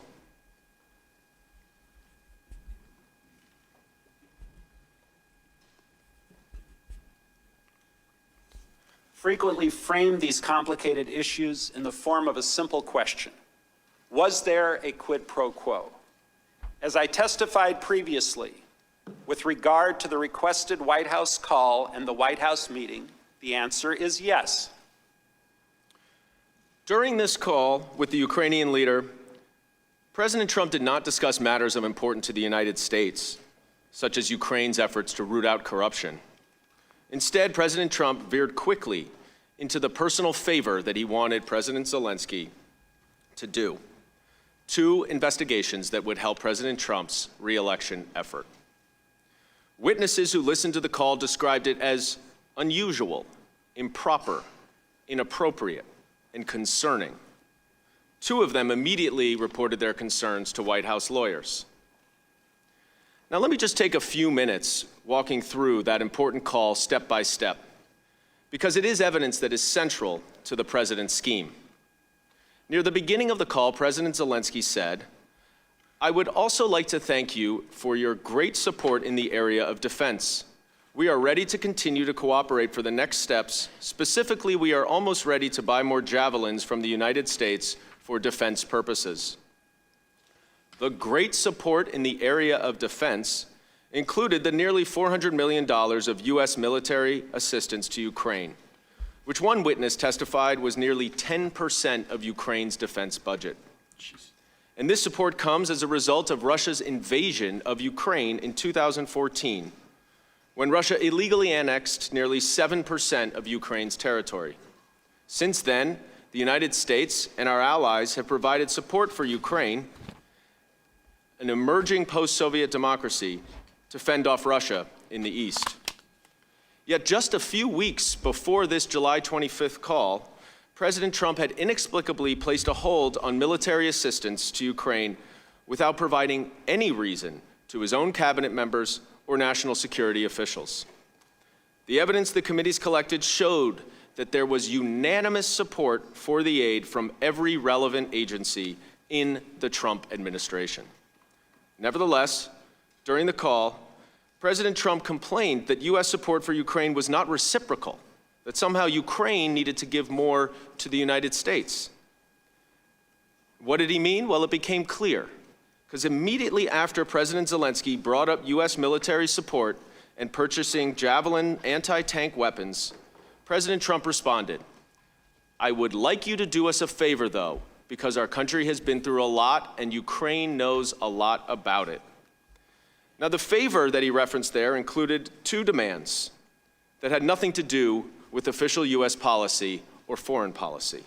First, President Trump said, "I would like you to find out what happened with this whole situation with Ukraine. They say CrowdStrike. As you saw yesterday, I guess you have one of your wealthy people, it says. The server, they say Ukraine has it. There are a lot of things that went on, the whole situation. I think you're surrounding yourself with some of the same people." And he went on later, "I would like to have the Attorney General call you or your people, and I would like you to get to the bottom of it. As you saw yesterday, that whole nonsense ended with a very poor performance by a man named Robert Mueller, an incompetent performance. But they say a lot of it started with Ukraine. Whatever you can do, it's very important that you do it if that's possible. Here again, President Trump was referring to the baseless conspiracy theory that the Ukrainian government, not Russia, was behind the hack of the Democratic National Committee in 2016. Not a single witness in our investigation testified that there was any factual support for this allegation. To the contrary, a unanimous assessment of the U.S. intelligence community found that Russia alone interfered in the 2016 U.S. election. And Special Counsel Mueller, who indicted 12 Russians for this conspiracy, testified before Congress that the Russian government interfered in the 2016 presidential election in sweeping and systematic fashion. Dr. Fiona Hill, an expert on Russia and President Putin who served on the National Security Council until July, testified that the president was told by his own former senior advisors, including his Homeland Security advisor and his former National Security advisor, that the alternative theory that Ukraine had interfered in the election was false. And although no one in the U.S. government knew of any factual support for this theory, it did have one significant supporter: Russian President Vladimir Putin. In February of 2017, President Putin said, "Second, as we all know, during the presidential campaign in the United States, the Ukrainian government adopted a unilateral position in favor of one candidate. More than that, certain oligarchs, certainly with the approval of the political leadership, funded this candidate, or female candidate to be more precise." And if there was ever any doubt about who benefits from this unfounded theory put forward by President Trump and his associates, President Putin made it clear very recently when he said, "Thank God no one is accusing us anymore of interfering in U.S. elections. Now they're accusing Ukraine." In the face of clear evidence, not only from intelligence community experts, but from his own national security team, that Russia, not Ukraine, interfered in the 2016 election for the benefit of Donald Trump, President Trump still pressed the Ukrainian government to announce an investigation into this conspiracy theory. And why? Because it would help his own political standing. President Trump even sought to withhold an Oval Office meeting from the president of Ukraine until he fell in line with President Putin's lies, the leader who had actually invaded Ukraine. The second demand that President Trump made of President Zelensky during the July 25th call was to investigate the frontrunner for the Democratic nomination for president in 2020, former Vice President Joe Biden, and his son, Hunter. President Trump stated, "The other thing, there's a lot of talk about Biden's son, that Biden stopped the prosecution, and a lot of people want to find out about that. So whatever you can do with the Attorney General would be great. Biden went around bragging that he stopped the prosecution. So if you can look into it, it sounds horrible to me." Witnesses unanimously testified that there was no factual support for this claim. Rather, they noted that Vice President Biden was acting in support of an international consensus and official U.S. policy to clean up the Prosecutor General's office in Ukraine. Despite these facts, by the time of the July 25th call, Mr. Giuliani had been publicly advocating for these two investigations for months, while also using back channels to press Ukrainian officials to initiate them in support of his client, Donald Trump. Ambassador Sondland understood Mr. Giuliani's role very clearly. He testified, "Mr. Giuliani was expressing the desires of the President of the United States, and we knew these investigations were important to the President." To others, Mr. Giuliani was working at cross purposes with official policy channels toward Ukraine, even as he was working on behalf of President Trump. According to former National Security Advisor, Ambassador John Bolton, Mr. Giuliani was a, quote, hand grenade who's going to blow everybody up, unquote. Near the end of the July 25th call, President Zelensky circled back to the pre-cooked message that Ambassador Volker had relayed to President Zelensky's top aide before the call. President Zelensky said, "I also wanted to thank you for your invitation to visit the United States specifically Washington, D.C. On the other hand, I also wanted to assure you that we will be very serious about the case and we will work on the investigation. In other words, on one hand is the White House visit, while on the other hand, he agreed to pursue the investigations. This statement shows that President Zelensky fully understood at the time of the July 25th call the quid pro quo between these investigations and the White House meeting that President Trump required and that Ambassador Sondland had testified so clearly about. Numerous witnesses testified about the importance of a White House meeting with the President of the United States, specifically a meeting in the Oval Office, an official act by President Trump. As David Holmes, senior official in the U.S. Embassy in Ukraine, said, "It is important to understand that a White House visit was critical to President Zelensky. President Zelensky needed to show U.S. support at the highest levels in order to demonstrate to Russian President Vladimir Putin that he had U.S. backing, as well as to advance his ambitious anti-corruption reform agenda at home." In other words, the White House visit would help Zelensky's anti-corruption reforms. And that support remains critical as President Zelensky meets today with President Putin to try to resolve the conflict in the East. Now, the day after this phone call, President Trump sought to ensure that President Zelensky got the message. On July 26, U.S. officials met with President Zelensky and other Ukrainian officials in Kyiv. And President Zelensky mentioned that President Trump had brought up some, quote, very sensitive issues, unquote. After that meeting, Ambassador Sondland had a private one-on-one meeting with Andriy Yermak, President Zelensky's top aide, during which Ambassador Sondland said that they probably discussed the issue of investigations. At lunch right after that with Mr. Holmes and two other State Department officers, Ambassador Sondland pulled out his cell phone and called President Trump. Somewhat shocked, Mr. Holmes recounted the conversation that followed. "I heard Ambassador Sondland greet the president and explain he was calling from Kyiv. I heard President Trump then clarify that Ambassador Sondland was in Ukraine. Ambassador Sondland replied, yes, he was in Ukraine, and went on to state that President Zelensky, quote, loves your ass, unquote. I then heard President Trump ask, so he's going to do the investigation? Ambassador Sondland replied that he is going to do it, adding that President Zelensky will do anything you ask him to do. After the call, Ambassador Sondland told Mr. Holmes that President Trump did not give a bleep about Ukraine and only cares about the big stuff that benefits the president himself, like the Biden investigation that Mr. Giuliani was pushing.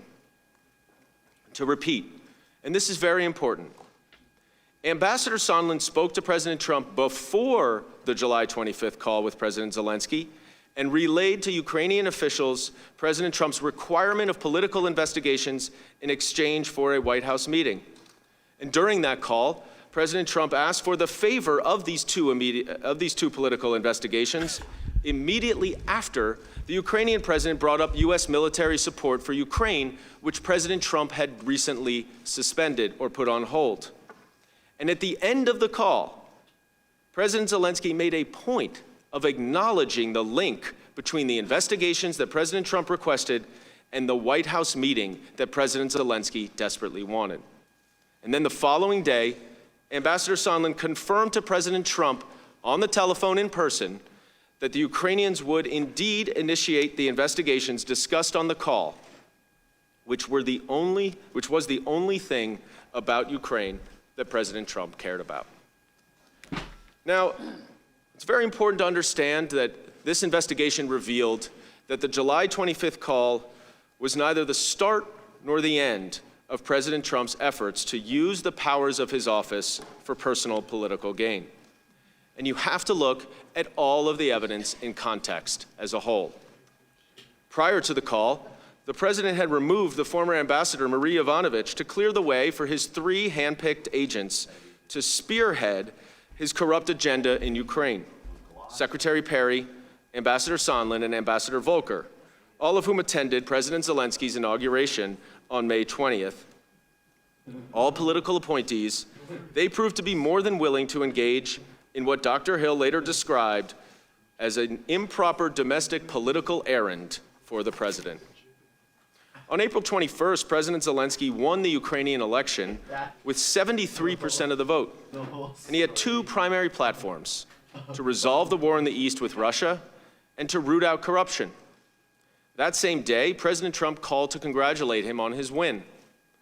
Even though the White House press release following the call stated that President Trump expressed his shared commitment to, quote, root out corruption, unquote, President Trump, in fact, did not mention corruption at all on this call, just like he did not mention corruption on the July 25th call.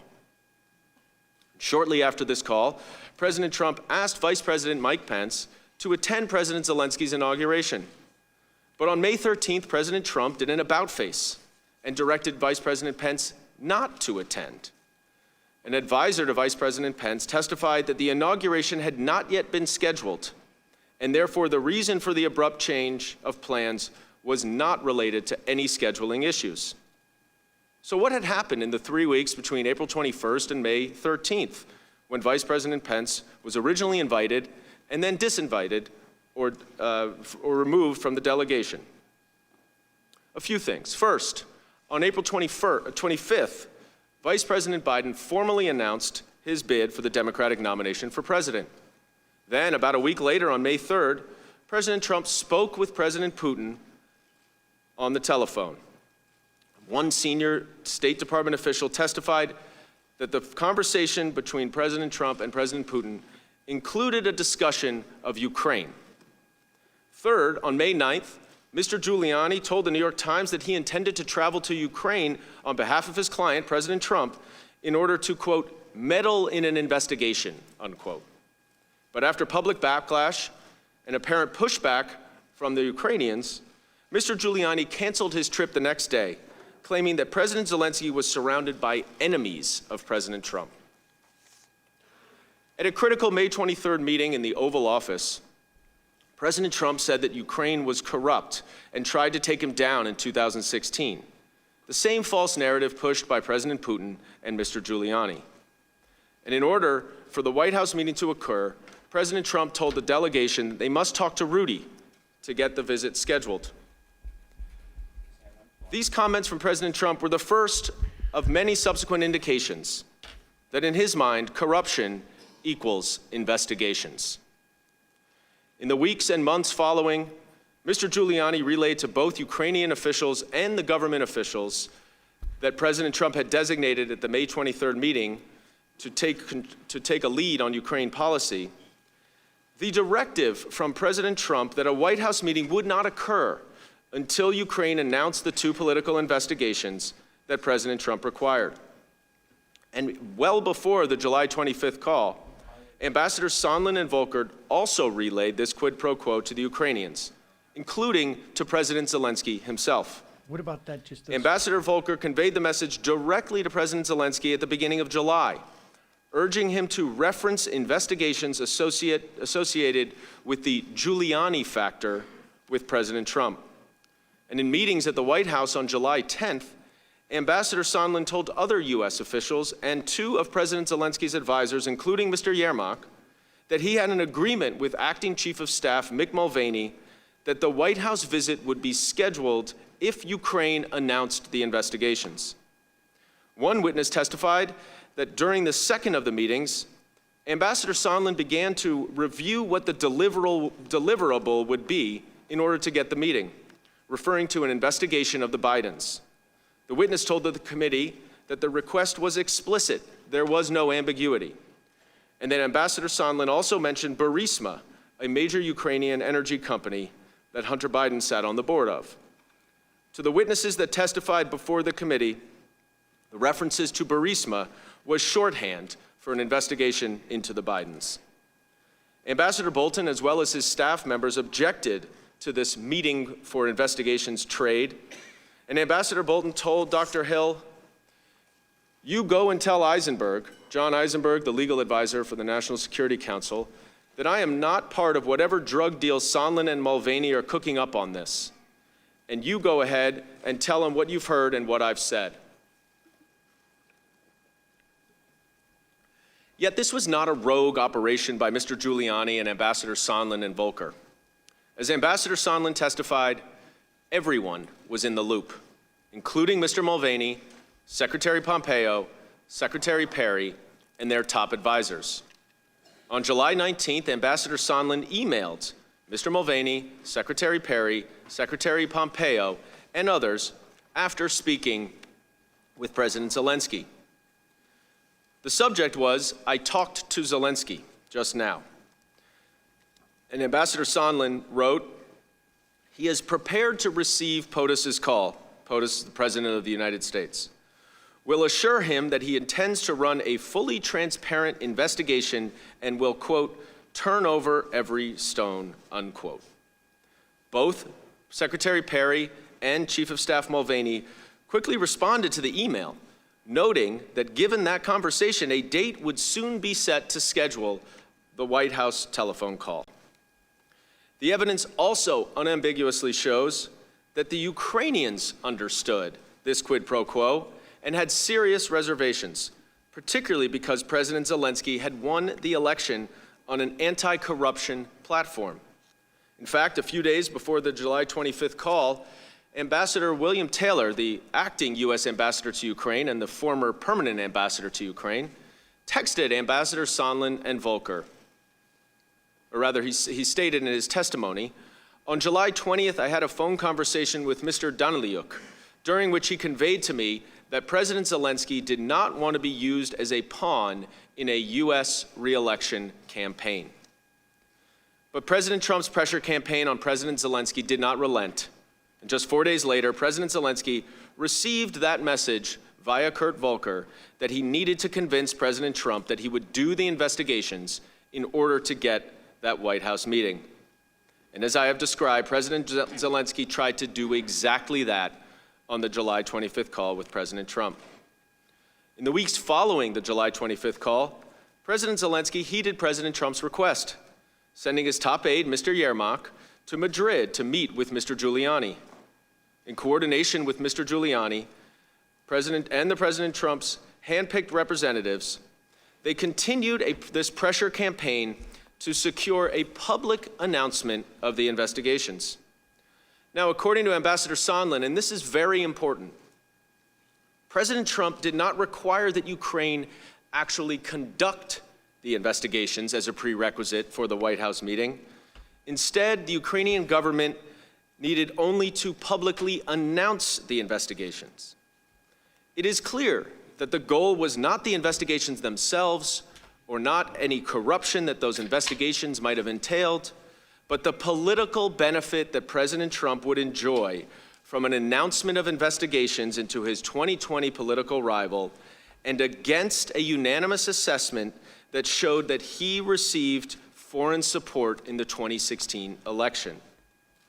And for that reason, the facts didn't actually matter to President Trump because he only cared about the personal and political benefit from the announcement of the investigation. Over the next couple of weeks, Ambassadors Sondland and Volker worked with President Trump's aide, Mr. Yermak, to draft a statement for President Zelensky to issue. When the aide proposed a statement that did not include specific references to the investigations that President Trump wanted, the Burisma and Biden investigation and the 2016 election investigation, Mr. Giuliani relayed that that would not be good enough to get a White House meeting. And here you can see a comparison on the left of the original statement drafted by Mr. Yermak, the top aide to President Zelensky, and on the right, a revised statement with Mr. Giuliani's requirements. And it says, "We intend to initiate and complete a transparent and unbiased investigation of all available facts and episodes."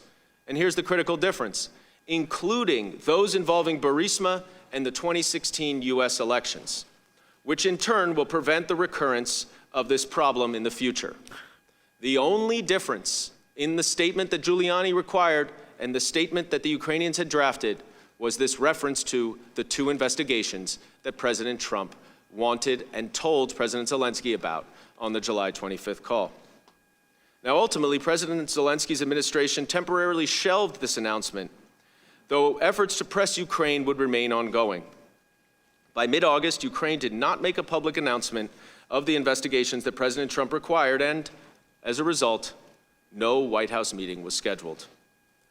But by this time, the president was pushing on another pressure point to coerce Ukraine to announce the investigations: the hold on the vital military assistance that the president had put in place for more than a month, still without any explanation to any of the policy experts.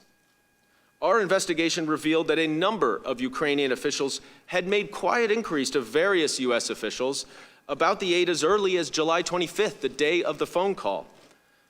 Inquiries by Ukrainian officials continued in the weeks that followed until the hold was revealed at the end of August. But this is important.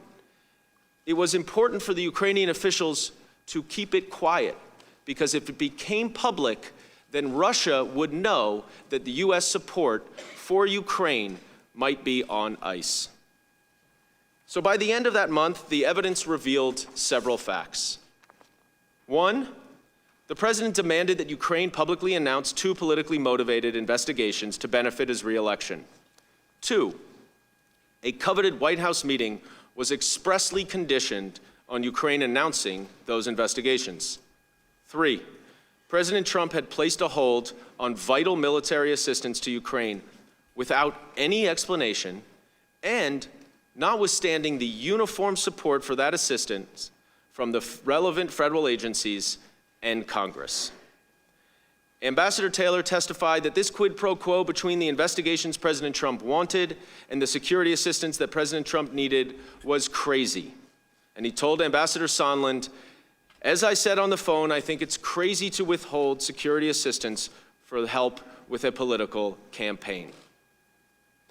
Now, in an effort to move the White House meeting and the military aid along, Ambassador Sondland wrote an email to Secretary Pompeo on August 22nd.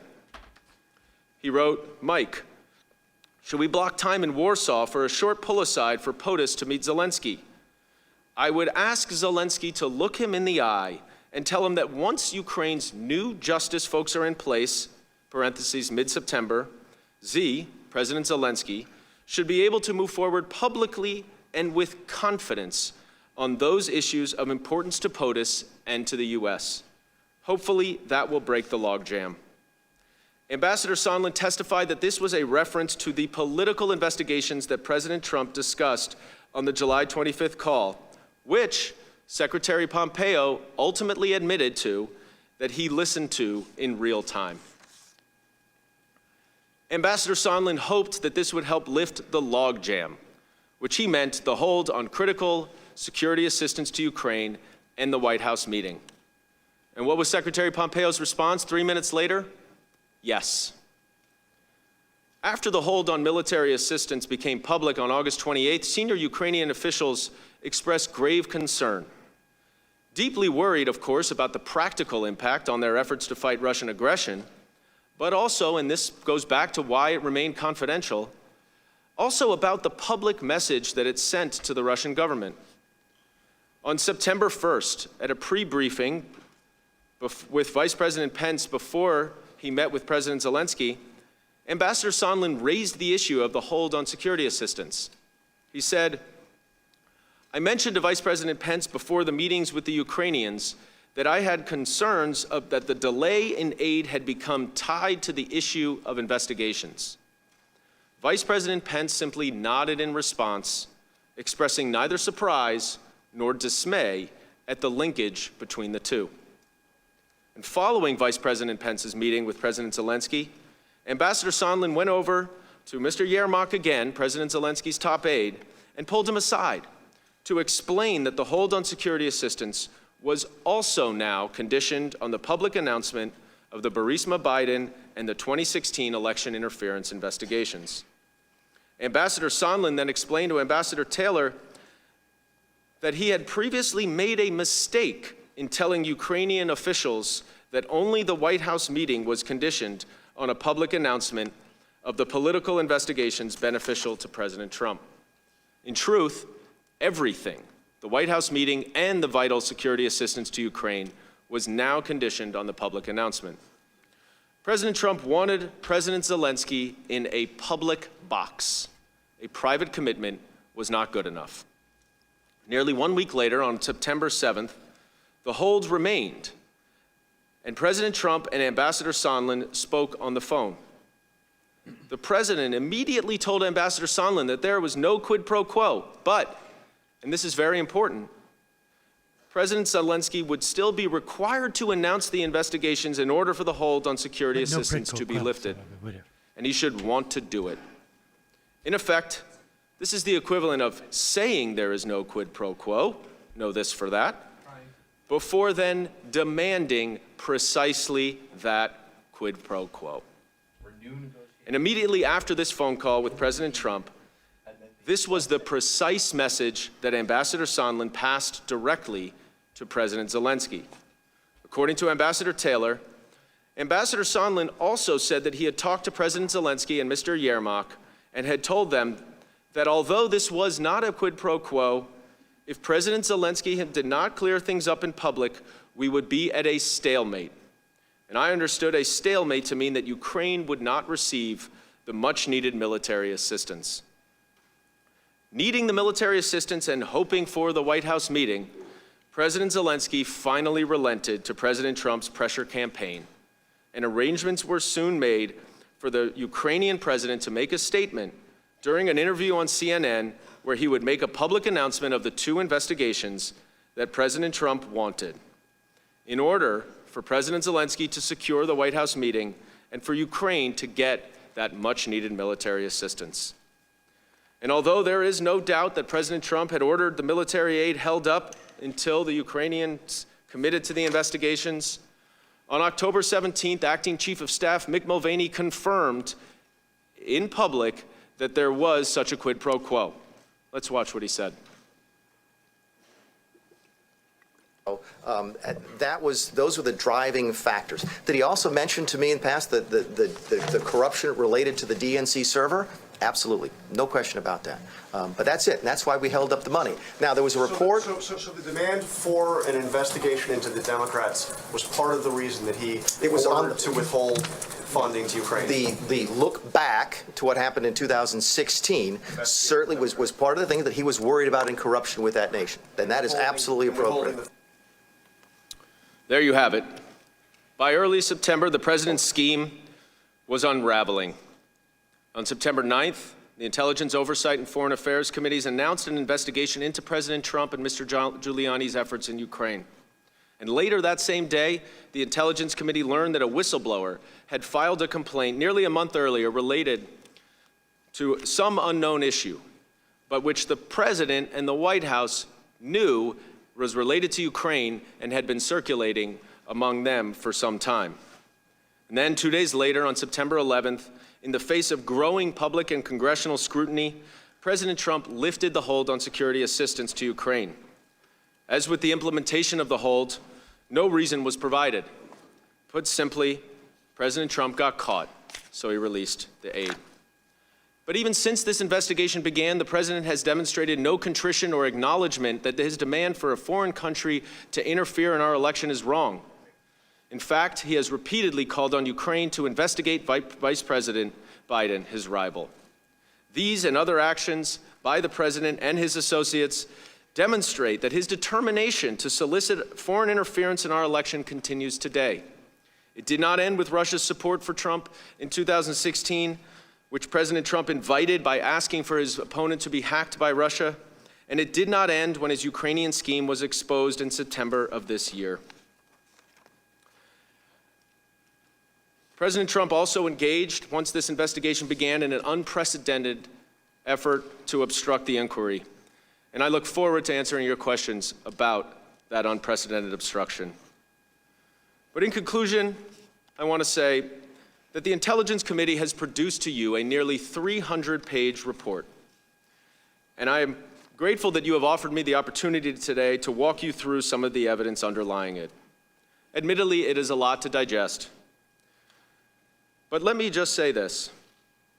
The president's scheme is actually quite simple, and the facts are not seriously in dispute. It can be boiled down to 4 key takeaways.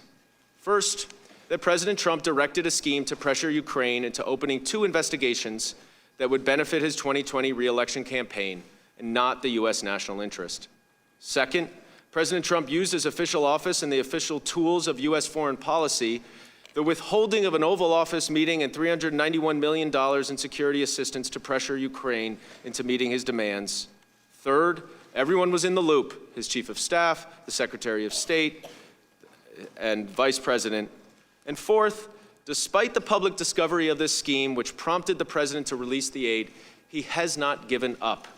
He and his agents continue to solicit Ukrainian interference in our election, causing an imminent threat to our elections and our national security.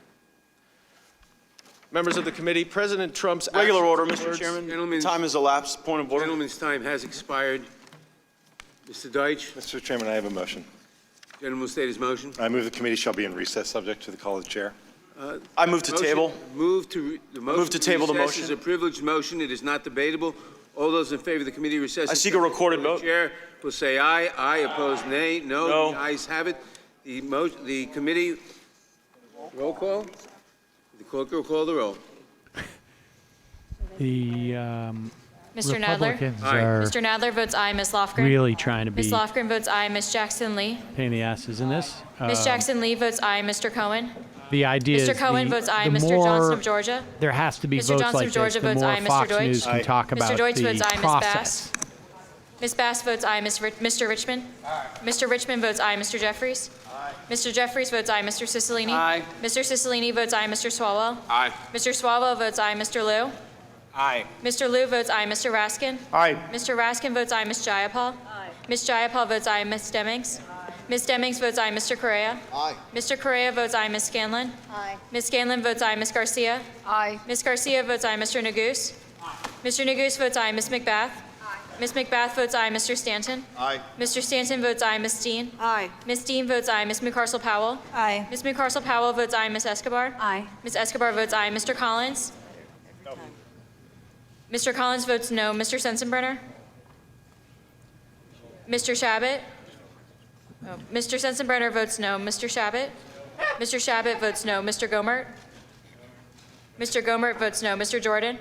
Mr. Jordan votes no. Mr. Buck? Mr. Ratcliffe? No. Mr. Ratcliffe votes no. Ms. Roby? No. Ms. Roby votes no. Mr. Gates? No, this is so they can have a press conference before Mr. Gates, Castro gets the chance to offer rebuttal. Gentlemen- Nobody asked for this The break, gentleman Mr. will suspend. The roll call is in progress. Mr. Johnson of Louisiana? No. Mr. Johnson of Louisiana votes no. Mr. Biggs? Mr. Biggs votes no. Matt Mr. Gaetz. McClintock? Mr. McClintock votes no. Ms. Leska? They're going to have a press Ms. Leska conference. votes no. Mr. Who Reschenthaler? does that? Mr. Reschenthaler votes no. Mr. Klein? Mr. Klein votes no. Mr. Armstrong? Mr. Armstrong votes no. Mr. Stubbe? You're out of Stevie order, votes no. and you're out of order, and you're going to have a press Everyone conference. voted the wishes to vote. The clerk will report. Mr. Chairman, there are 24 ayes and 16 Jim noes. Jordan's going to speak up Motion for to, all potential doctors who want to recess, fondle everyone call before the they. chair is How long do we adopted. anticipate the recess?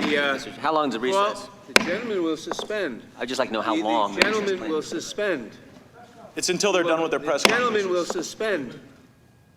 The committee will stand in recess for 15 minutes. I will announce also that we've been in session about 2.5 hours. After the conclusion of the testimony and the cross-exams, will be about another 2.5 hours. We'll probably stand in recess then before the commencement of the 5-minute round of questioning. Oh, just to have another I would press ask that conference people remain in their every seats while the 2.5 witnesses are hours. given an opportunity to leave. I would remind people in the audience that if they leave, they may not have their seats back when we reconvene. The committee will stand in recess and will reconvene in 15 minutes. 2.5 hours, very convenient. So in other words, 150 minutes. Isn't that right? There it is, folks. Okay, this is a timely recess. A lot of people there are arguing that this recess is about having a press conference. Well, the reality is that we needed a break here to prep for today's show, which is going to go live at noon. We will not be resuming coverage. I spoke to Gerald Nadler this morning. I told him I wanted a break around now. And to be honest, this is taking place about 5 minutes earlier than I had spoken to him about. We're not going to make a big deal about that. But we will now make our way into the hallway for our own press conference. I think maybe that's what Matt Gaetz was talking about. I mean, look, this is what we just heard today so far. We heard two opening statements. One from Barry Burke. He is the Judiciary Committee lawyer, staff lawyer. And Stephen Castor, he is the Judiciary Committee for Republican staff lawyer.